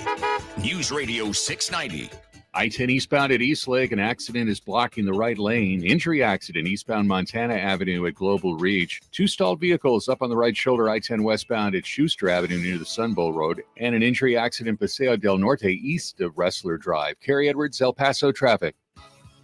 Did you know you can now build a low-maintenance deck using stone with Tanzite stone decking? Tanzite stone does not use any plastic whatsoever. It is decking that's naturally durable, just like everything made with stone. Tanzite stone doesn't scratch at all. The color will never fade. It is not slippery, even when wet.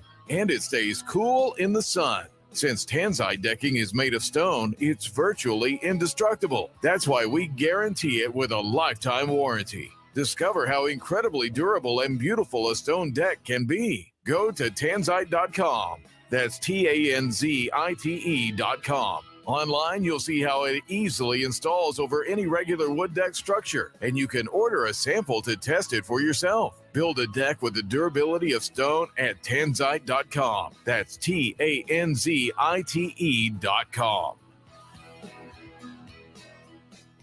Portions of the following program were pre-recorded. Because you never hear this. Hey, hon, I'm late. Chris, I am so pleased you missed the beginning of our meeting. Thanks for making me wait, Dad. I talked to a lot of strangers. Check on your commute. Stay informed. Traffic and weather all day. Or you might never hear the end of it. Well, you were late to our anniversary dinner that one time. Yes, how could I forget? El Paso's News Radio. News on the hour and a half. Traffic and weather all day. News Radio 690 is KTSM AM El Paso, an iHeart radio station. NBC News Radio, I'm Brian Shook. The mayor of Louisville, Kentucky says he was the survivor of a previous workplace shooting. Whether you were physically hurt or not, I know that you're hurting too. We are here for you as well. Mayor Craig Greenberg made that comment while speaking about the bank shooting. 4 people are dead and 9 injured after a shooting at the Old National Bank. Police say the gunman was a 25-year-old employee at the bank. The Louisville police chief said the suspect was live streaming at the time of the shooting. An expelled Tennessee lawmaker has been reappointed and is rejoining the legislative session. Democrat Justin Jones was one of 2 African Americans kicked out of the Tennessee House last week for protesting gun violence on the floor after a deadly school shooting at a private Christian school. On Monday, the Nashville city voted unanimously to reinstate him to his vacant seat. There will be a special meeting on Wednesday to determine whether Justin Pearson will also be reappointed.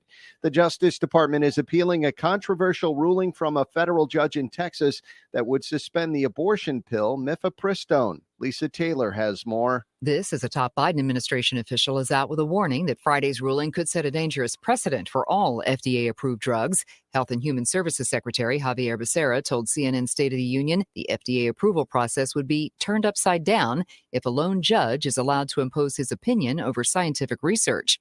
Becerra would not comment when asked if the FDA would simply ignore the ruling, as some Democratic lawmakers and legal experts have suggested. I'm Lisa Taylor. The White House is testing out faster asylum screenings this week for migrants crossing the southern border illegally. The Department of Homeland Security said it's part of the preparations for ending pandemic-era border restrictions next month. You're listening to the latest from NBC News Radio. The House Judiciary Committee is planning to hold a field hearing in New York City next week for violent crime victims. Natalie Migliori has more. Ohio Congressman Jim Jordan says he's hosting the April 17th hearing to examine Manhattan District Attorney Alvin Bragg's policies, which he's called pro-crime and anti-victim. Jordan made the announcement less than a week after former President Donald Trump pleaded not guilty in Manhattan criminal court to 34 felony counts of falsifying business records. New York Congressman Richie Torres called the hearing an attempt to intimidate Bragg and interfere with the prosecution of Trump. The widow of NFL QB Dwayne Haskins says he was drugged in the hours before his death as part of a blackmail and robbery plot.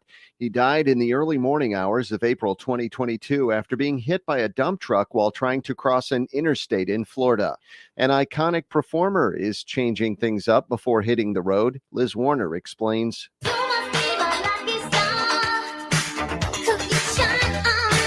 Madonna Madonna taking the idea of expressing yourself to a brand new level before heading out on her new world tour this summer. The singer wants to look more like her old self before her celebration tour kicks off in July. She told the Daily Mail she's going back to a more natural look, and she's already undergoing procedures. This comes after a source told news outlets Madonna was deeply affected by criticism about plastic surgery on her face. As for the tour, it begins July 15th in Vancouver. Senator Richard Blumenthal is recovering from surgery after breaking his leg at a Yukon victory parade. The lawmaker's spokesperson says it happened in Hartford on Saturday when another parade goer tripped and fell on top of Blumenthal. The 77-year-old Democrat was in visible pain but soldiered on to salute the Yukon Huskies men's basketball team for winning their 5th NCAA championship. Brian Shook, NBC News Radio. You probably already know that Rosetta Stone is one of the best ways to learn a language. But did you also know that they offer a lifetime subscription to all 25 of their languages? Dabble in French, try your hand at German, learn a bit of Japanese, or even explore Swedish. And right now, you can get 40% off Rosetta Stone's lifetime unlimited subscription. Visit rosettastone.com today to purchase once and learn for life. Rosetta Stone, how language is learned. For the local issues and discussion you won't get anywhere else, turn to Talk El Paso, weekdays at 4 right here on News Radio 690 KTSM, brought to you in part by the El Paso Community Foundation. Sound off on what matters to you, Monday through Friday, 4 to 6 p.m., and let's talk El Paso. Right now, get 50% off everything at Banana Republic Factory for a limited time during the spring celebration event. From elevated event dresses to versatile linen styles. Save today at your nearest Banana Republic Factory store. We see them every day. People driving, using their phones. There's the sneak-a-peeker or the fast scroller who can quickly become the fender benderer, the got-a-ticketer, or the driver who killed someone. Pay attention or pay the price. You drive, you text, you pay. Paid for by NHTSA. Right now, get 50% off everything at Banana Republic Factory for a limited time during the spring celebration event. From elevated event dresses to versatile linen styles. Save today at your nearest Banana Republic Factory store. We see them every day. People driving, using their phones. There's the sneak-a-peeker or the fast scroller who can quickly become the fender benderer, the got-a-ticketer, or the driver who killed someone. Pay attention or pay the price. You drive, you text, you pay. Paid for by NHTSA. Find dinner inspiration and stream BarbaQuest at beeflovingtexans.com. Pray.com's Meditative Prayers podcast is the best way to bring God's perfect peace into your night. Each meditative prayer helps you focus on God, fight anxiety, sleep better, and more. As you close your eyes, ask God to come and have fellowship with you. Open yourself to the Holy Spirit and ask Him to minister to you. Listen to Meditative Prayers on the iHeartRadio app or wherever you get your podcasts. News Radio 690 KTSM El Paso.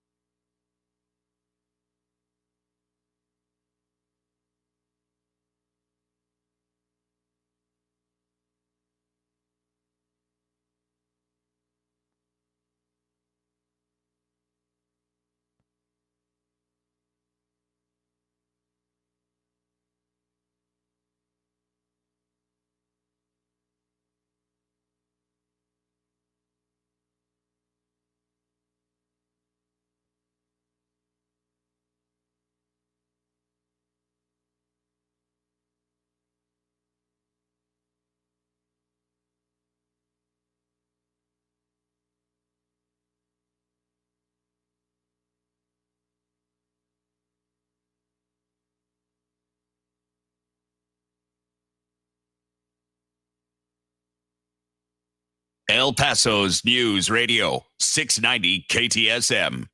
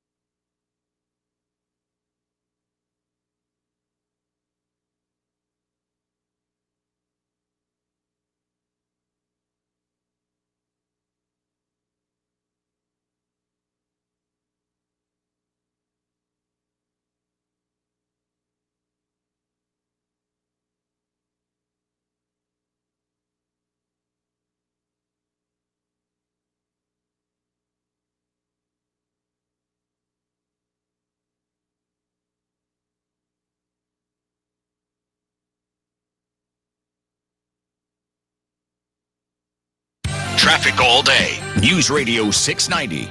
I-10 eastbound at East Lake, 2 vehicle accident in the lower valley blocking the right lane. On Delta at Fonseca.